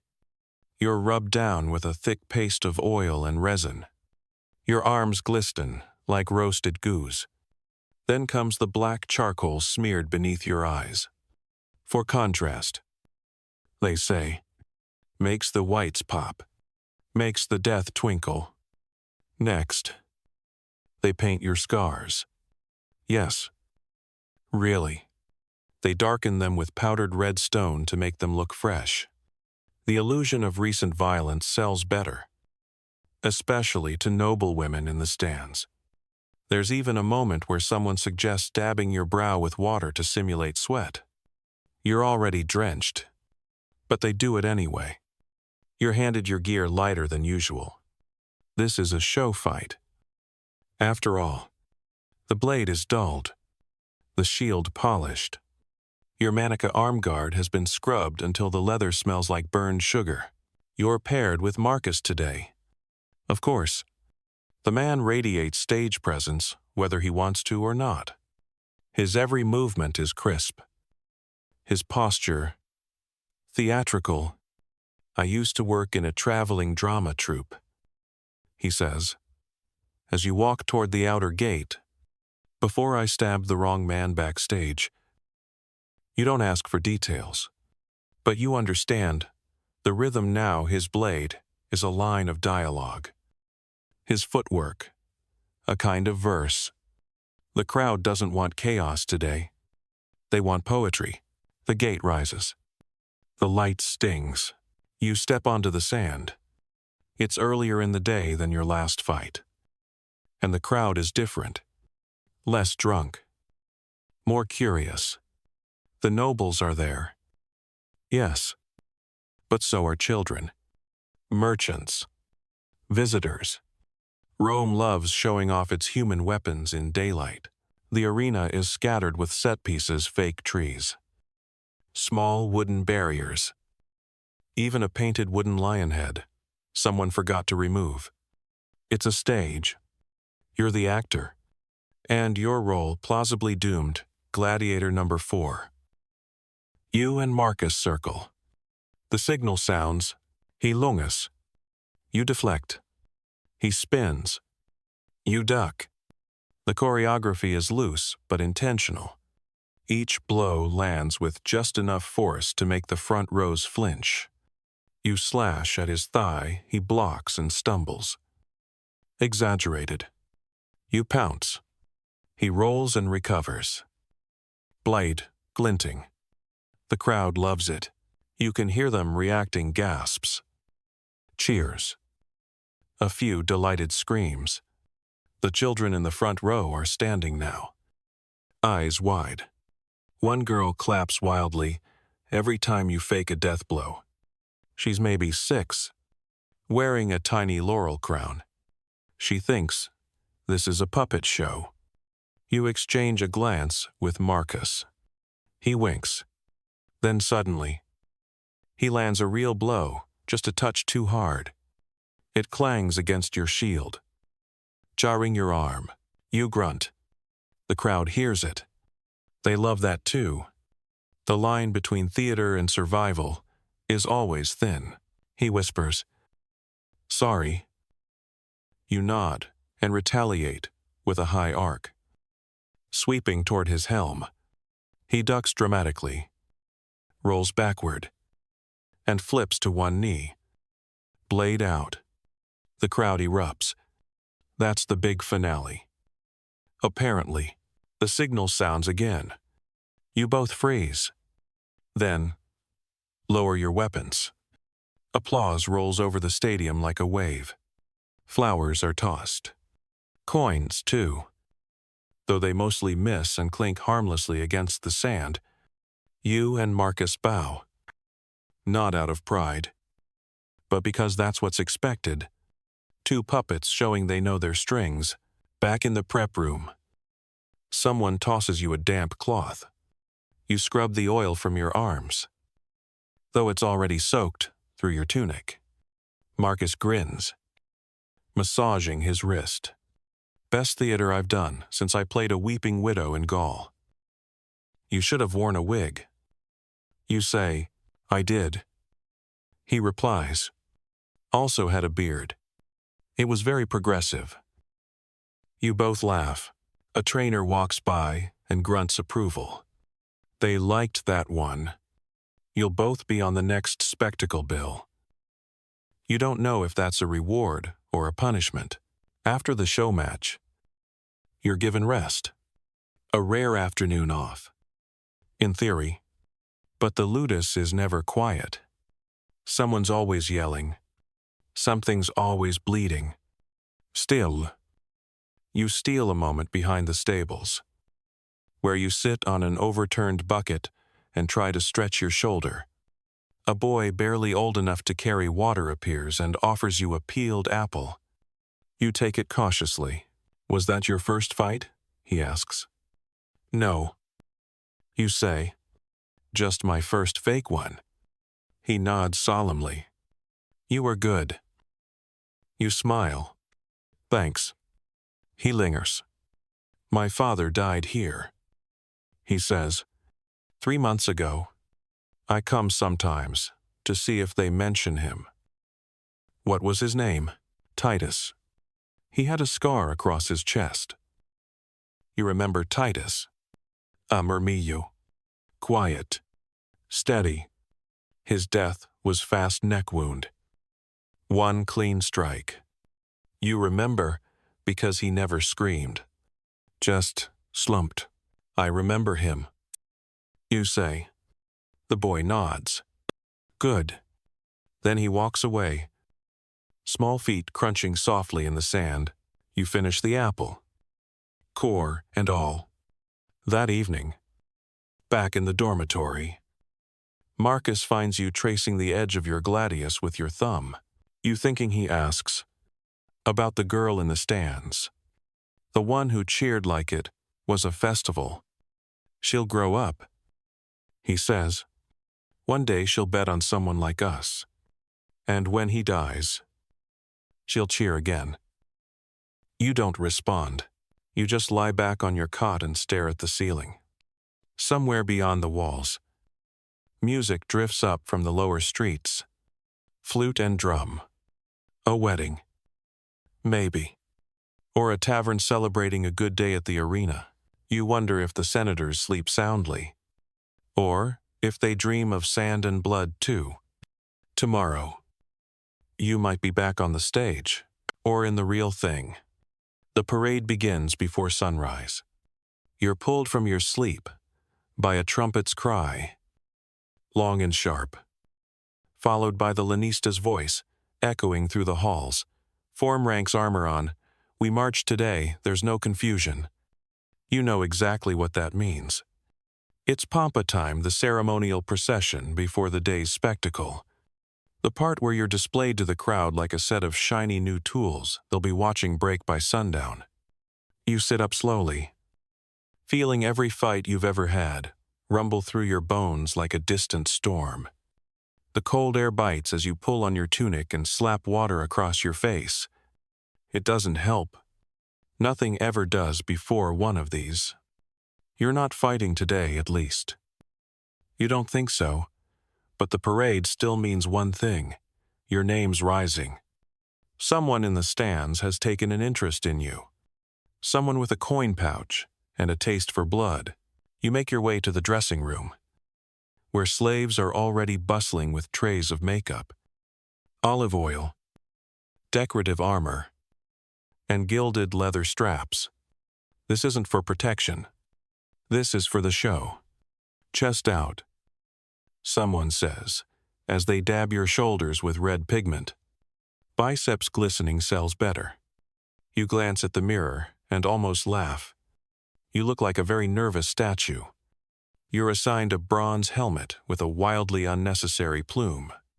You strap on greaves polished until they reflect your knees like tiny Uchmentelgots. A cloak is pinned to your shoulders, dyed crimson, fraying at the edges. Reused from someone who probably didn't walk out of their last match. Your gladius, dull and ceremonial today, is slung at your side like an accessory. Outside, others are lining up. The variety is staggering. Murmillos, secutores, Thracians with curved sicas, and retiarii with their glinting tridents. Even a few bestiari, handlers meant to bait animals, stand ready in studded hides and thin, nervous smiles. The trainers march up and down, inspecting for symmetry and attitude. A nod here, a correction there. Straighten your helm. Fix that strap. Look proud, even if your bowels are liquefied. Marcus appears beside you, face already oiled, his shield slung effortlessly over one shoulder. You look terrified. He says with a grin, I feel like a roast pig being carried to a banquet. You reply, then try to look delicious. The horns sound. Gates open. The crowd roars in the distance. Faint at first, then louder, rolling like ocean surf as you emerge into the outer colonnade of the arena. The sun is blinding. The wind smells like wine, roses, and ash. You march, 2 by 2, in a winding column, across the long approach. Citizens lean from balconies above, waving, shouting names, tossing petals. Some cheer, others laugh. A few already look bored. Children point. An old woman clutches a chicken in her lap and mutters a prayer as you pass. Her eyes meet yours, and she looks almost sorry. The corridor narrows, and then you reach at the mouth of the arena. It opens like a beast yawning. The sun spills across the sand, brilliant and burning. Trumpets blare again. The crowd in the stands rises. The senators watch from under shaded pavilions. Their robes so bright, they nearly blind you. There's no emperor today, but rumor has it one of his cousins is here. That's enough to elevate the drama. That's enough to make your life a betting chip. You step onto the sand. It crunches underfoot. Soft and hot. You can see the stains of yesterday's deaths, not yet raked out. You march forward, joining the circle, forming in the center. All the gladiators line up, shoulder to shoulder. Shields upright, swords raised, helms gleaming like polished skulls. And then comes the vow, the editor of the games. A heavy senator with cheeks like pastry stands, and raises his staff. The murmuring hushes. The trumpets stop. Oath he booms. And you say it with the others. We who are about to die salute you. The crowd explodes. Cheers. Whistles. Stomping. Some chant names. Some toss flowers. A child waves a miniature gladius. A merchant offers betting odds on tiny parchment slips, odds on kills, odds on blood, odds on mercy. You hold your shield still and your expression blank. After the oath, the circle breaks. Some gladiators exit for later matches. Some stay behind for the opening acts. You're told to return to the prep area. No fight today. Not yet. But your body is shaking, like it missed the memo. Back in the holding corridor. The others remove their ceremonial gear, muttering complaints. Why even oil us up if we're not getting used? One says. It's all for them. Another grumbles. They want you looking shiny when you die. You sit on a bench, pulling at your wrist strap, fingers aching. The crowd's cheering still thunders above, but it's muffled by the walls. You hear the thump of a fall, a scream, and then the specific hush that means someone's been dealt a mortal wound. You don't ask who. You'll hear by dinner. Marcus drops beside you. One of the Gauls just took a hammer to the shoulder. He says casually, "Left arm's useless. They're replacing him in the next match." You glance at him. Replacing him with who? He smirks. Not you. Not yet. You both exhale at the same time. A little too long. A little too relieved. Later.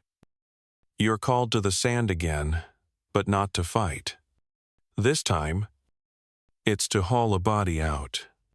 A bloodied secutor who didn't even make it 5 minutes. His face is mangled. You recognize the tattoos on his arms. You hauled water with him just 2 days ago. He told you he was planning to bribe the medicus to fake an injury next time. Apparently, he didn't bribe fast enough. You grip the stretcher handles and walk backward toward the service tunnel. His dead weight swaying with each step. The sand sticks to his blood like red sugar. The crowd has already forgotten him. They're watching the next bout. A retiarius is netting a nimble murmillo with cruel precision. You look away.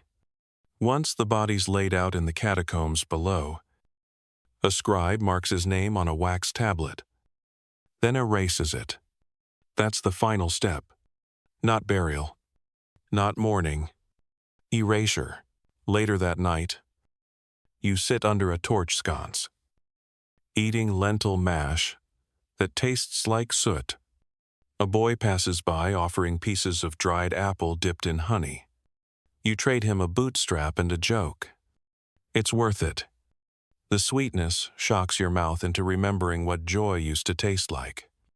Above, the stars begin to press through the Roman dusk. The arena sits quiet now.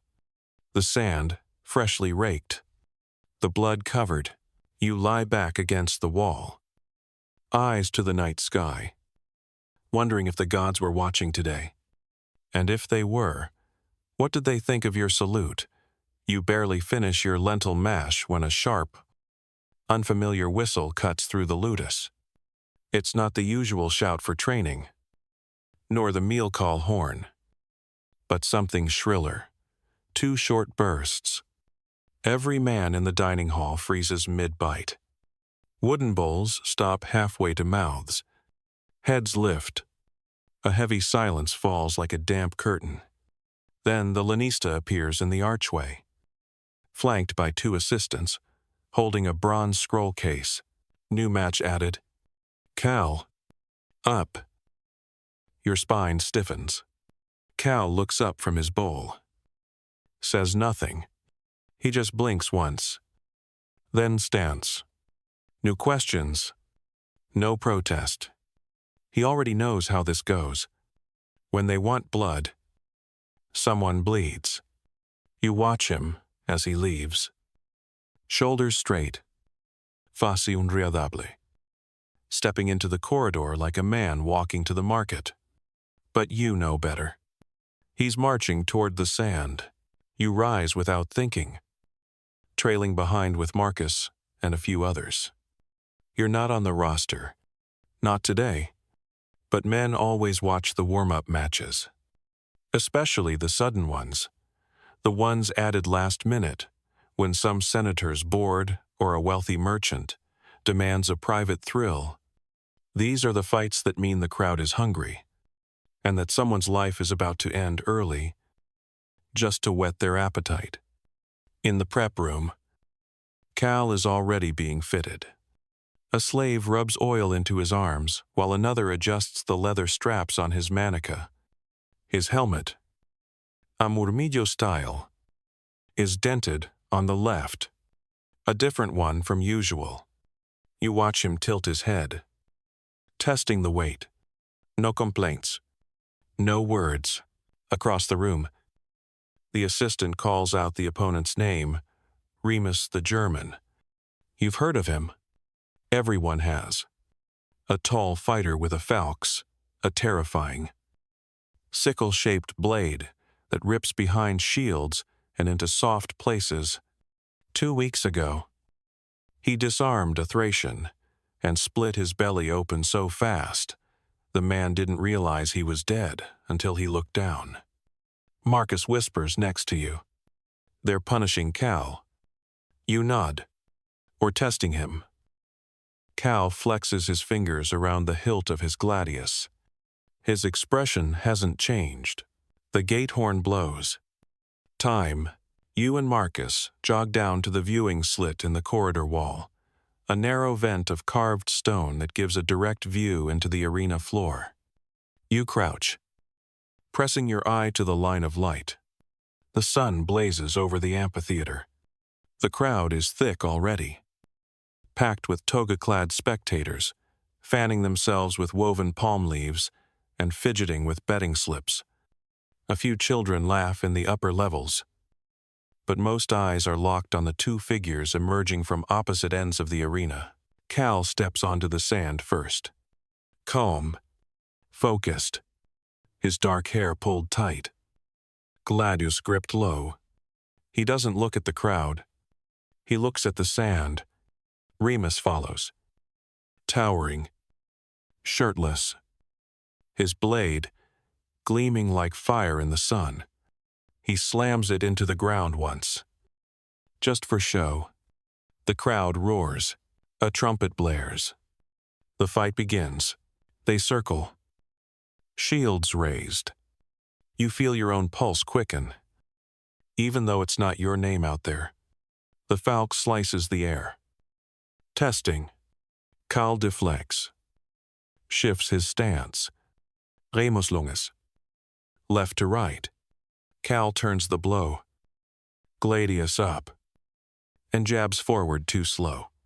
The blade glances off Remus's shoulder. A roar from the seats. Remus strikes hard, swinging low. Cal barely ducks. rolls sideways, loses his balance, but recovers. You see his chest heaving. You know that feeling, the throb of fear under armor. Sweat burning your eyes as you try not to blink too long. Remus charges. Cal holds. They clash. The sound is dull, metal and bone and fury. Cal slips inside the arc of the falx, and with a move so fast, you almost miss it. He drives his gladius under Remus's arm. A clean strike. Remus stumbles, then screams. Blood sprays. The crowd explodes. Remus drops to his knees. Cal steps back, blade ready. Then, silence. That sudden stillness that falls when everyone looks to the editor's box. The man in charge raises one hand, thumb to the side, undecided. He waits. The crowd begins to chant. Some shout for mercy. Others howl for death. A senator in purple points down with a flick of his wrist. Final. Cal moves forward and ends it. One quick strike. No mess. You exhale and don't even realize you were holding your breath. Cal turns and walks from the sand. Not triumphant, just alive. The gate opens. He disappears. You run to the prep hall. Just as they're pulling his helmet off, his face is drenched. A thin cut along his cheek leaks blood like a cracked amphora. But he's breathing. Upright. Awake. You offer him a cloth. You all right? He blinks at you, then nods. He hit harder than the drills. Marcus whistles. You're lucky that blade didn't catch your ribs. Cal shrugs. Luck's just another word for not being dead yet. The lanista enters, scroll in hand. Well done. He mutters. Crowd liked you. There's talk you'll be bumped up. Cal just stares at him. Bumped up to what? The lanista grins. A bigger match. Cal doesn't smile back. That night, no one mocks him. No yokes. No sarcastic applause. Just quiet respect. Even Caesarion nods once from across the dormitory. You sit with Cal on the steps outside the training hall. The moon is bright above, casting silver over the rooftops. Cal runs a whetstone down his blade, slowly. You ever think about what you'd do if you got out, he asks. You pose. Get lost. Somewhere green. Somewhere where people don't clap when a man's lungs collapse. He nods. I'd fish. I think. You both sit in silence a while longer, and then, softly, you say it again. Not today. Not me. Cal chuckles. Not today. He agrees. The sun is barely over the rooftops when you're woken by the sharp crack of a whip. Not the threatening kind, more like a trainer, snapping it for rhythm, as if he's conducting a band of exhausted, armor-clad musicians. You rub the sleep from your eyes, feeling the dull echo of yesterday's anxiety still vibrating in your chest. Cal survived. That miracle alone has reshaped the mood of the ludus, if only for a breath. But you also know what follows a popular win escalation. You trudge into the training yard, already half-dressed in your tunic. Boots slapping damp stone. A few others are lined up near the arena chalkboard, where match orders are posted in rough charcoal handwriting. Marcus stands with arms crossed, squinting at the list like it might explode. What's it say, you ask? He grunts. It says the warm-ups are over. You step closer and read primary matches: Cal Murmillo versus Caesarion Thrakes. Marcus Secutor versus Samnita. You Mormijo versus Dacian Falxman. Your stomach drops. That last one's you. The worst pairing of your brief. Battered career. Falxmen don't fight clean. They hook, tear, die. It's not fencing. It's excavation. A trainer passes by and slaps your shoulder. You're on the midday card. He says, "Big crowd. They're expecting a good show. Bleed a little. Don't D. Inspirational." You spend the morning in the prep room, sharpening your gladius, even though it's been honed to perfection already. The repetition calms you. Slide. Scrape. Turn. Slide again. Around you, men pace. Stretch. Murmur prayers.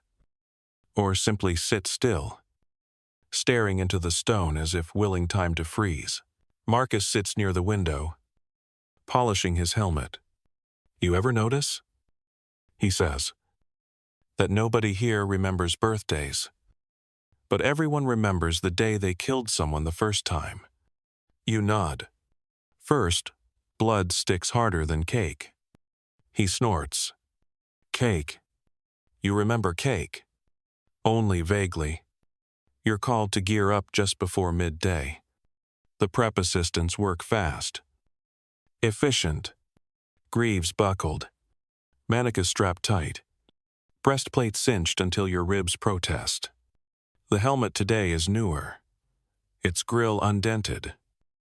Its plume still dusted with bits of red dye. You wonder whose head it crowned last. Your opponent is already waiting in the prep corridor. The Dacian. He doesn't look at you. But you've heard about him? He favors right-hand sweeps and low feints. His last match. He cracked a Murmillo's shin so badly, the man hasn't walked right since. You flex your fingers. Say the phrase in your head. "Not today." "Not me." The horn sounds. The gate creaks open. The sun blinds you. You step onto the sand. The roar is immediate, dozens of rows deep. People on their feet. Waving. Yelling. Tossing rose petals. Already drunk on wine and anticipation. Somewhere in the crowd, a small boy holds up a sign with your name on it. Misspelled. But still, your opponent steps out. Bare-chested. Falx already drawn. The curve gleaming like a sickle. He raises it to the crowd, and they respond like he's Caesar. You lower your shield. Raise your gladius. This is the part where you stop being human and start being entertainment. The trumpet blares. He moves first. Fast. You barely parry the opening sweep. Stumbling back a few paces. He's stronger than expected. His blows landing like hammers. But you stay light. Stay moving. Don't plant your feet unless you're ready to strike. The crowd gasps as you slip past one hook and land a shallow cut across his ribs. He doesn't flinch. Just smiles. He likes the chase. You backpedal. Adjusting grip. When he lunges again, you pivot. Slam your shield into his flank. He stumbles. You thrust. He twists. Your blade grazes his arm. Another cheer. For the next minute, or is it an hour, you dance the edge of exhaustion. Your shield's heavy now. Your legs burn. But so does his chest. So does his thigh. You've drawn blood in 3 places. He's caught you only once across the hip. A glancing hook that stings but didn't stick. Then he overreaches. He lunges with a full-body sweep meant to end it, and you duck low. Roll beneath the falx. And come up behind him. He's still turning when your gladius bites into his shoulder. He howls. Drops the falx. The crowd roars louder than ever. You pose. Blade raised. Waiting. His hand clutches the wound. He sinks to one knee. The editor stands. Thumb out. Then slowly. Turns it to the side. Mercy. You step back. The crowd boos. Not all, but enough. They wanted a kill. Instead, they got drama. Still. It's over. You walk back through the gate. Hard hammering so hard, your ears ring. In the prep room, the medicus grabs you. Hip needs stitching. You want wine or teeth grinding? Teeth. You mutter. He gets to work. Later, you find Cal sitting on a bench. His match postponed due to injury. Kasarian twisted his knee during warm-ups. He nods at you. Saw the last part. Thought you'd kill him. So did I. Why didn't you? You shrug. Didn't have to. Wrong place for mercy. He mutters, but not without a flicker of approval. That night, your name is on everyone's lips. The man who could've, but didn't. Some call you noble. Some call you weak. The trainers, they call you valuable. And valuable means useful, which means you'll live. At least until the next match, the next morning. You wake to a silence thicker than usual. No clang of practice swords. No barked commons. No coughing from the man with the collapsed lung in the far cell. Just Kiet. Broken only by the distant coo of pigeons roosting under the Ludus eaves. You sit up slowly, wary. Silence is never good here. It either means something has happened, or something is about to. Then you hear it a shuffle, a creak, and finally, the heavy wooden groan of the south gate being drawn open. Not the usual side gate. The big one. The one they open for executions. For punishments. For grand shows. Your stomach turns. Outside, the men are already forming up. Assembling in their assigned units. Not for training. For display, you pull on your tunic and hurry to join. Glancing toward the message board, where today's orders have been scrawled in tight charcoal. One word leaps out at you. Police verso. The thumb signal. Today, life and death decisions will be made with a flick of someone's wrist. You follow the group down into the prep corridor. There's an unusual smell hanging in the air. Sweet smoke and something sharp. Almost chemical. Incense. Scented oils.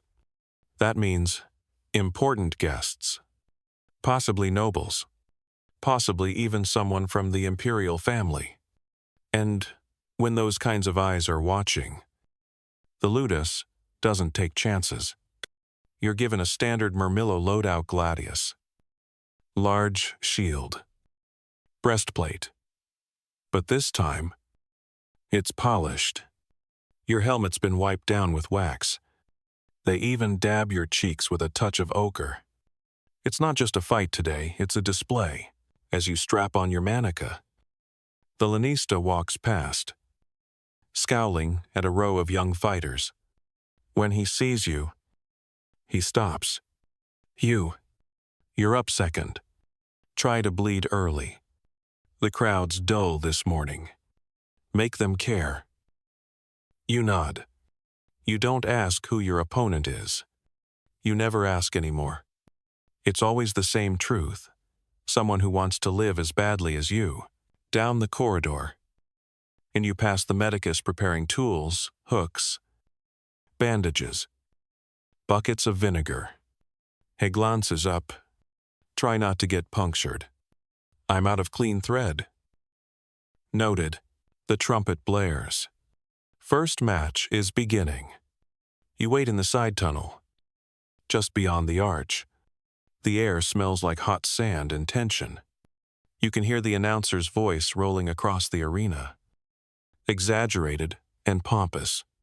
The crowd cheers, then dips back into murmurs as the first fight begins, judging by the sound. It's a quick one. Someone falls. Not you. You exhale. Then your name is called. The gate opens. You step into the blinding light of midday. The sun slaps your armor, makes your helmet a furnace.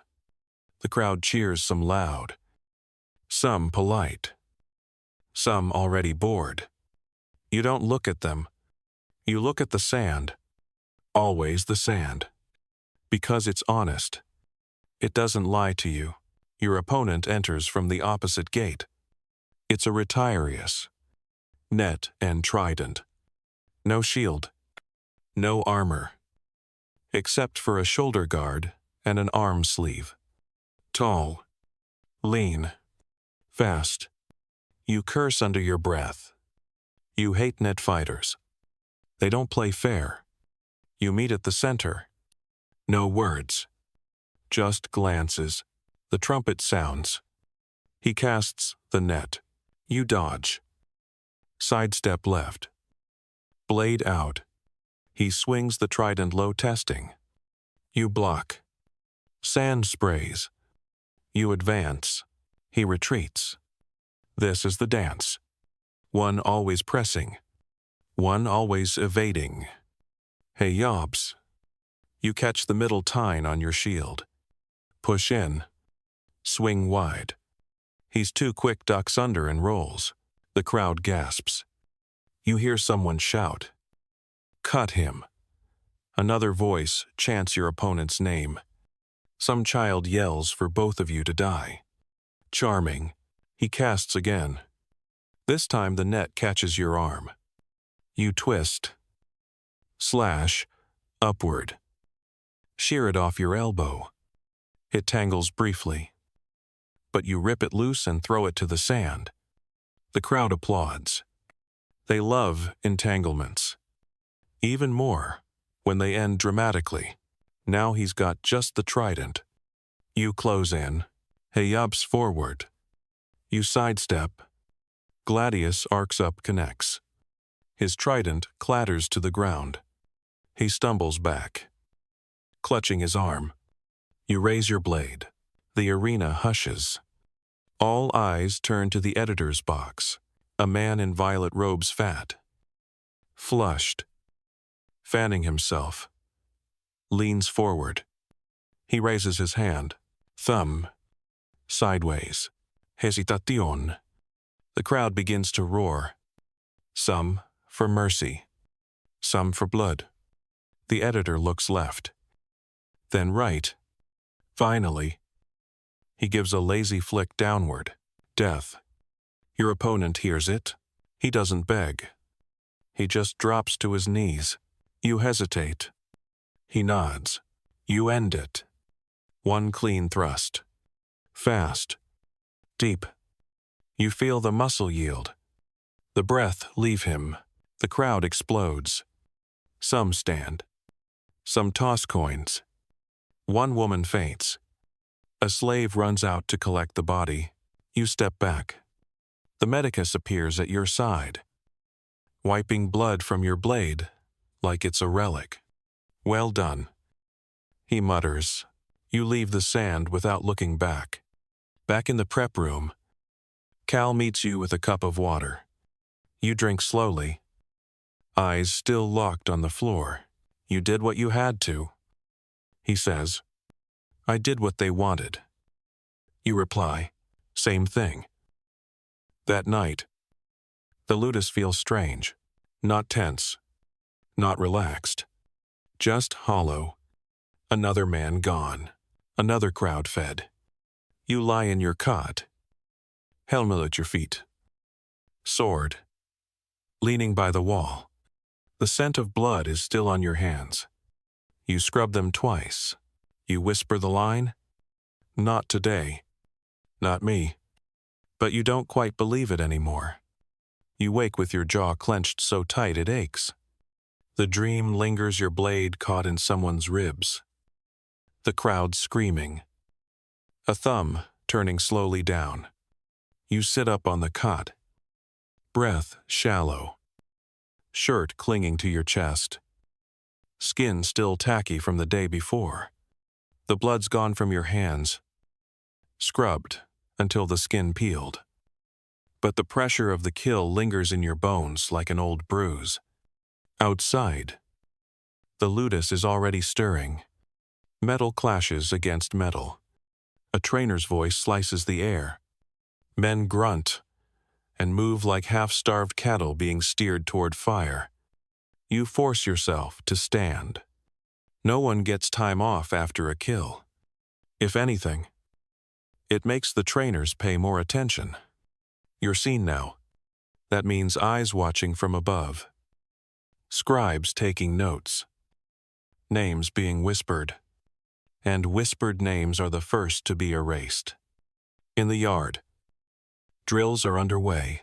You fall into place behind Marcus, who spares you a sideways glance and says nothing.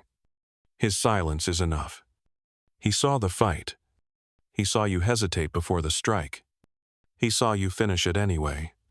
Cal isn't in formation today. Rumor has it he's been taken to the outer ludus for a meeting with the editor himself. That only means one of two things: promotion or purchase. If Cal gets bought, he's one step closer to the ludus. Freedom, a wooden sword, and the promise of a life beyond the sand. If he's promoted instead, he'll be pushed harder. Giunhada matches, and march toward fame or death. Depending on how the dice fall, drills are routine shield drills, pivot formations, and lunges until your thighs feel like boiled cloth. Your arms shake not from pain but from fatigue that's been fermenting for days. The trainers bark for intensity, but there's no strength behind their shouts anymore. They know most of you won't be around next month. By mid-morning, a bell sounds and you're dismissed for rest. You slump under the shade of the south wall, drinking water that tastes faintly of iron. Marcus joins you, a fresh scrape on his cheekbone. Blood, already crusting. You're on the list for tomorrow, he mutters. You nod slowly. You knew before he said it. The look from the lanista. The way your name was whispered by two passing trainers. The lack of a medicus check-in. They're keeping you healthy on purpose. You're in the rotation, he continues. You versus a Samnite. Taller than you. Meaner than you. You squint up at the sky. Not faster. Hope that matters. Someone passes by, offering pieces of salted goat fat as protein rations. You chew one like leather. Around the yard, men spar with wooden blades, but their eyes stay on the chalkboard. Every day they redraw the lists. Every day names vanish. Sometimes they don't bother erasing them, just cross them out. The afternoon drills are canceled due to a blood spill in the training pit. A retiarius got too into the rhythm and cracked a young murmillo's jaw in half with the butt of a trident. The man's teeth were still stuck in the sand when you passed by. Trainers called it an accident. You call it a preview. You return to the dormitory. Already dark and cool, despite the afternoon heat. Cal's cot is empty. His pack is gone. His boots, too. No one says anything. But you all know what it means. He's been transferred. Maybe to a bigger ludus. Maybe to a private collection. Maybe to a house that buys fighters, the way rich men collect glass figurines. You lay back, arms folded over your chest, eyes on the ceiling beam. There's a crack in the wood that looks like a snake curling. You've stared at it for weeks, pretending it moves. Marcus speaks from the next cot. If you win tomorrow, they'll move you up too. And if I lose, they'll carry your body out with a bedsheet and a few leftover coins. That's generous. Only, if the sheet's clean, the rest of the day passes in soft chores, gear checks, sand raking, bucket runs. You spend the evening re-wrapping your sword handle. The leather's worn. It used to be yours. then someone else's, then back to you. Most things in the ludus don't belong to anyone. They belong to the cycle. As night falls, a light rain begins. Soft as breath, it taps the stone like a lullaby. Some men press their faces to the bars to feel it. Others just lie still. You watch the ceiling, whispering again. Not today, not me. But tomorrow, that's another story. The rain stopped sometime before dawn, leaving the sand packed firm underfoot and the scent of wet stone hanging in the air like breath on a cold morning. You rise before the bell today, to body already awake before mind catches up. Your hands tremble slightly, not from fear exactly, but from anticipation, so sharp it feels like hunger. This is the day. You've faced worse. But something about this match hums with finality. There's a weight in the air that makes every breath thick. You dress without speaking, pulling your tunic tight, strapping the manica with practiced ease. The prep room is quiet when you arrive. No jesters this morning. Even the normally mouthy Samnites are silent, lining the wall like statues. The trainer hands you your gear shield, Gladiators, and a helmet with a fresh crimson brush. It's ceremonial, and that always means someone important is watching, probably more than one. As he tightens the strap under your chin, he mutters, "You get one chance. Don't make a fool of me." Then he moves on, without waiting for a response. The Samnite you're paired with is already in full gear. He's taller than you, broader in the shoulders, and wearing reinforced greaves with engraved wolf heads. Probably a house favorite. Or maybe a rich man's special order. His helmet has a T-shaped visor that gives him the face of a statue, expressionless and impossible to read. He doesn't look at you, doesn't need to. He knows you've seen him fight before. 3 wins, 2 of them quick. One that went long enough to be considered art. The man bleeds like a sculptor. Chisels slow and purposeful. You step out together when the horn sounds. The Colosseum feels even larger today. Every seat is packed. Every eye, a judgment. The sky is a sharp blue, too clean for blood and violence.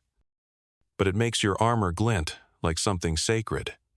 A child near the front row points at you, mouth open in awe. Or maybe he's just waiting to see you die. The announcer's voice rolls over the arena, announcing names, past victories, lineage. You tune it out. All that matters is the next 10 minutes. Maybe less. The trumpet calls once. The fight begins. He comes forward fast. Faster than expected for a man his size. You raise your shield just in time to deflect a heavy downward slash. The shock travels down your arm like lightning. You pivot left. Try to get around him. But he sweeps his blade wide and forces you back. The crowd roars with the clash. They love size. They love dominance. You give them neither. You duck low, feinting right, then slam the edge of your shield into his thigh. He grunts, but doesn't stagger. His gladius comes up, skimming your ribs. You twist. I feel fabric, tear, but no blood. Not yet. You dart sideways, circling.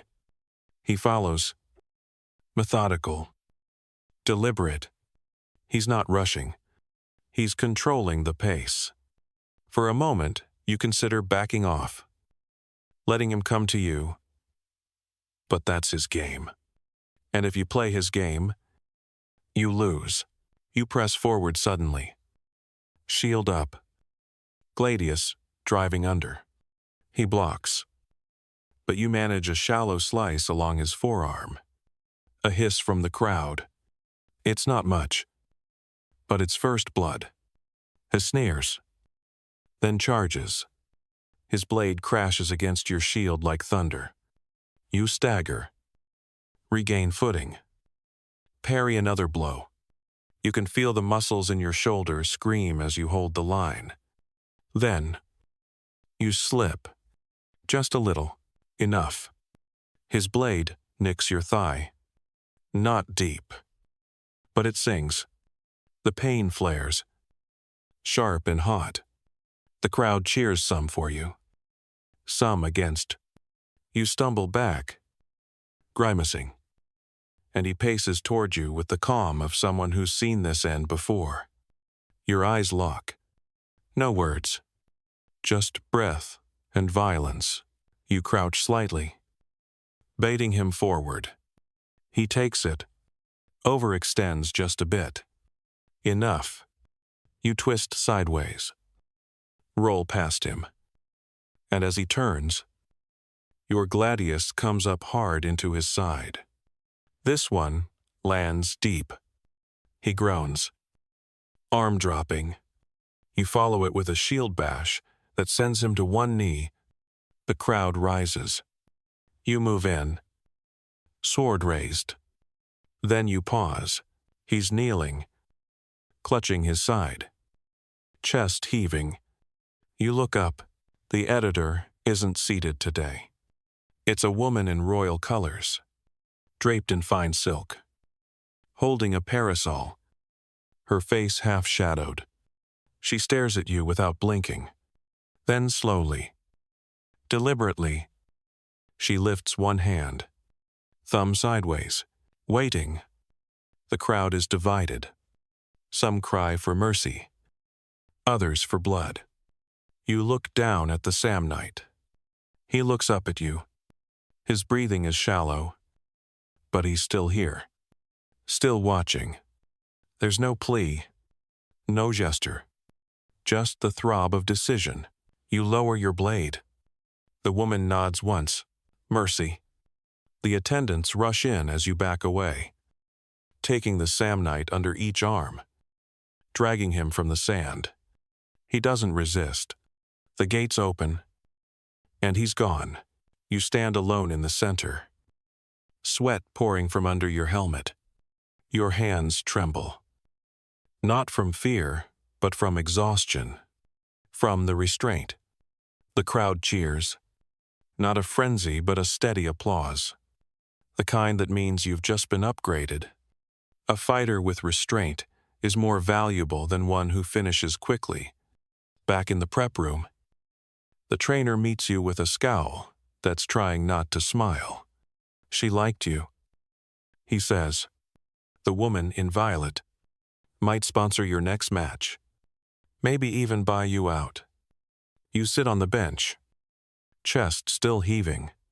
Marcus claps you on the back, handing you water. You've got a taste for mercy now. No, you say quietly. I've got a taste for staying alive.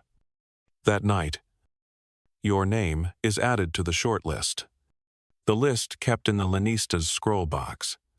The one that tracks who's eligible for purchase, for retirement, for glory. Not today. Not yet. But soon, as you lie in your cot, the same crack in the ceiling still above you, you whisper the words again, this time with a whisper of hope. Not today. Not me. Morning breaks with a shift in the air cooler. Cleaner. As if something heavy has lifted just slightly off your chest. You wake without being called. No trumpet. No whistle. Just the sound of sandals scuffing stone and a few voices in hushed, suspicious tones. That always means change. You dress slowly, noting the quiet around you.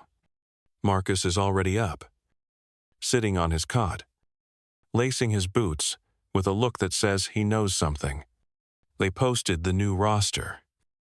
He mutters, no matches today. Just preparation. You frown. That never happens. If they're not marching you to the arena, They're drilling you in the yard, or hauling you to some rich man's dinner party for show. But not today. Today, the entire ludus seems paused. You find the trainer in the hallway, bent over a scroll and sweating, despite the morning chill. He glances up. Eyes bloodshot. You and 3 others are being sent to the private compound.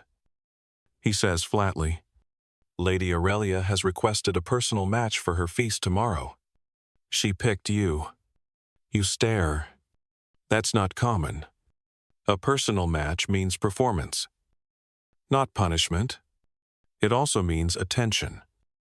And sometimes, if the host is in a generous mood, freedom, or at least a gold bracelet and a name whispered at court, you're given clean gear, polished greaves, a tunic that doesn't stink of 10 previous deaths. The helmet they hand you is crested in gold thread and smells faintly of lavender oil. You almost laugh. It's the most comfortable thing you've worn in years. They even give you a real breakfast fruit. A roll. Some meat, so tender, it practically dissolves. You chew slow. Suspicious. "Am I being fattened for sacrifice?" you mutter. Marcus just shrugs. By midday, you're loaded onto a wagon, chained loosely, accompanied by 2 guards who look bored more than threatening. Alongside you are 2 other fighters you've seen, but never spoken to. One has a broken nose that healed wrong. The other stares ahead with a calm that unnerves you more than shouting would. Nobody talks. There's nothing to say. The city slides past as you roll down the avenue, smoke from braziers. Children with sticky fingers pointing at you. The occasional noble raising a cup in mock salute. You don't meet their eyes. Lady Aurelia's villa sits just beyond the edge of town, where the stone roads give way to soft dust and olive groves. Its enormous white columns, climbing ivy, pools filled with petals, and more silk than any one woman should own. You're led around the back, past fragrant gardens and a shaded portico, into a courtyard where her private arena waits. It's smaller than the Colosseum, but no less grand. Marble walls, gilded torches, cushioned seats already being fluffed by slaves in green tunics. You're escorted to the fighters' prep room, which shockingly has cushions, and wine, and towels that aren't blood-stained. A steward enters with instructions. You are to fight for entertainment only. He says, no kills unless requested. No scars to the face.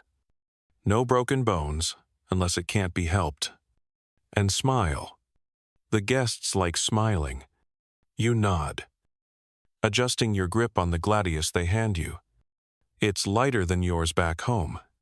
Balanced. Mel for show? The steward nods. Lady Aurelia will choose your opponents. Do your best to impress her. The feast begins as the sun dips low. Lanterns swing from hooks around the arena, throwing warm gold light over everything. Guests laugh and recline on couches, sipping wine and feeding each other berries. Lady Aurelia sits at the highest point, her hair woven with gold rings, eyes half-lidded in amusement. When she waves her hand, the first match begins. You're called second. Your opponent is one of the quiet ones from the cart, a secutor with fast feet and good rhythm. You trade blows that are more dance than fight. Each strike controlled.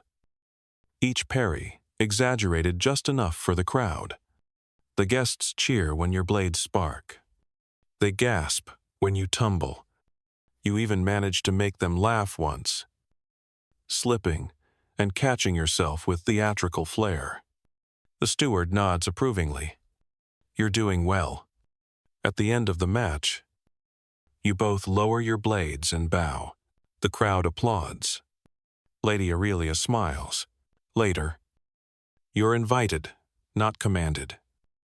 invited to the edge of the feast. A servant brings you wine. Another wipes your brow.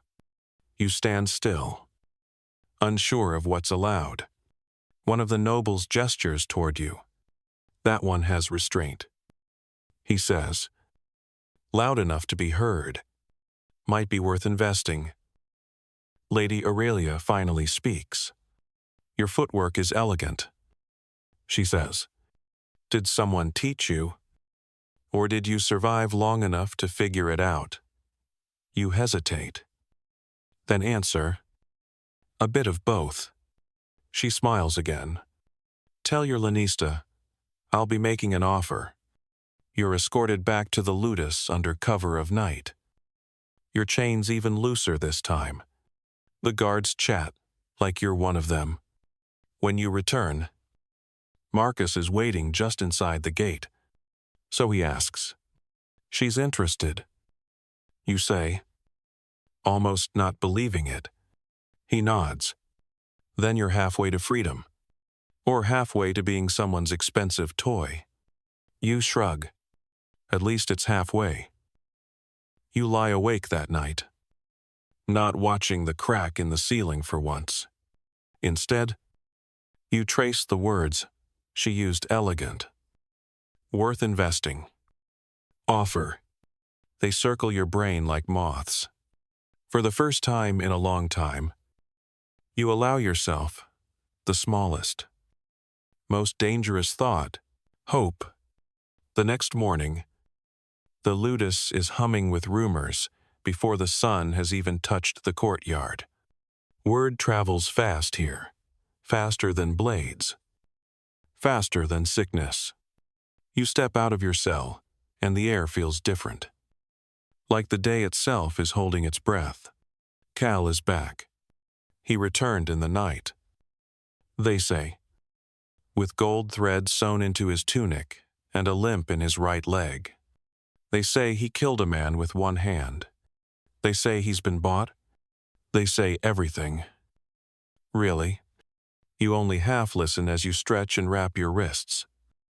Movements now so practiced they feel automatic. What you care about is the scroll. The roster board shows your name with a simple mark beside it. It's not a match mark. It's not a punishment symbol. It's the seal of Lady Aurelia. You've been requested again personally this time. And not just for performance. A contract is being drafted. You're told to report to the steward's chambers by midday. Marcus finds you leaning by the south wall, staring at nothing. That's it then, he says. They're letting you go. Maybe. You reply, or maybe I'm being loaned out, like a particularly shiny mule. He snorts. Well, you do glisten under torchlight. You both laugh. And it echoes across the dusty training yard like something foreign and out of place. Training is skipped for you.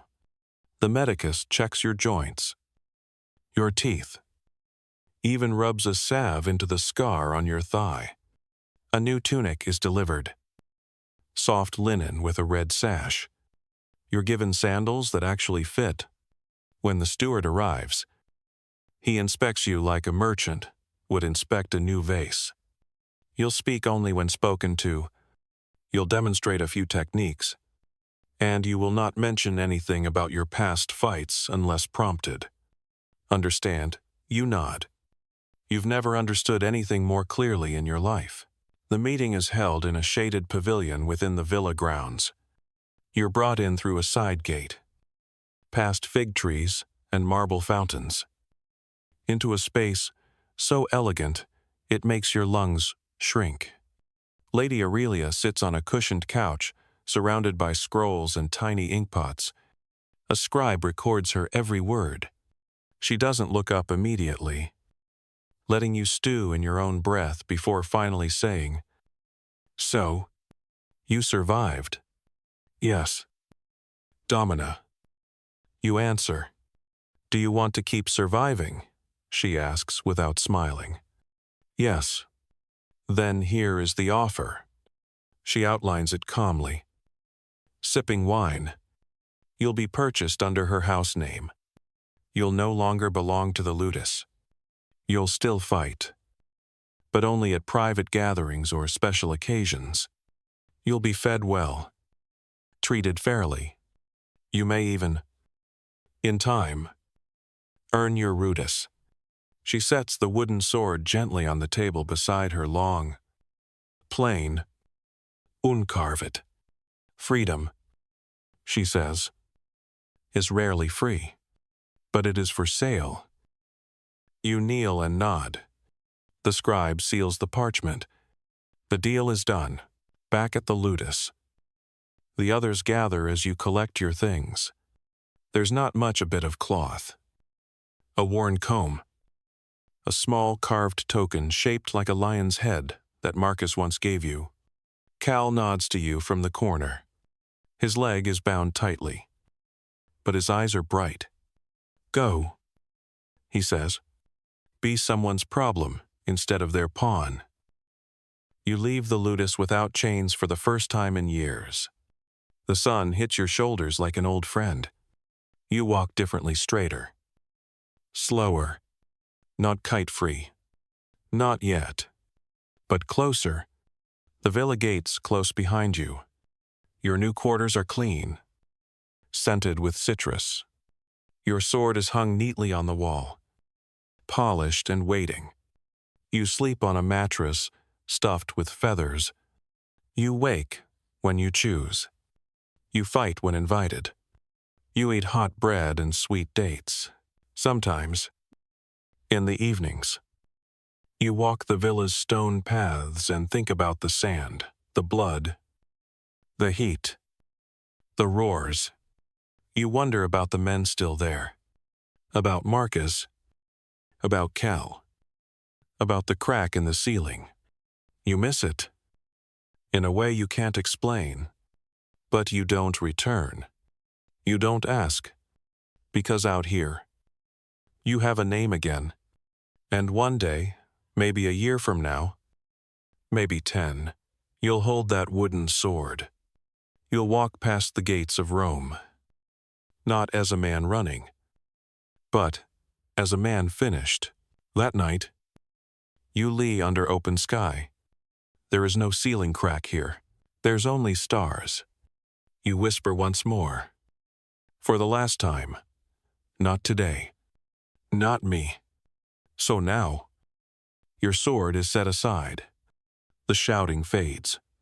The echoes of the arena dissolve into soft nothing, like smoke, after a fire has long since cooled.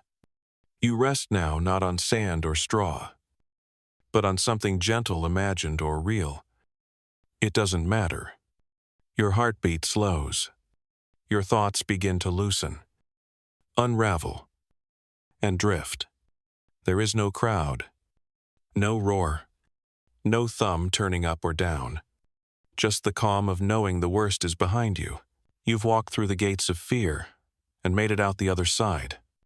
You've endured the long days, the heavier nights, the aching body, and the 1,000 silent moments where it almost broke you but didn't.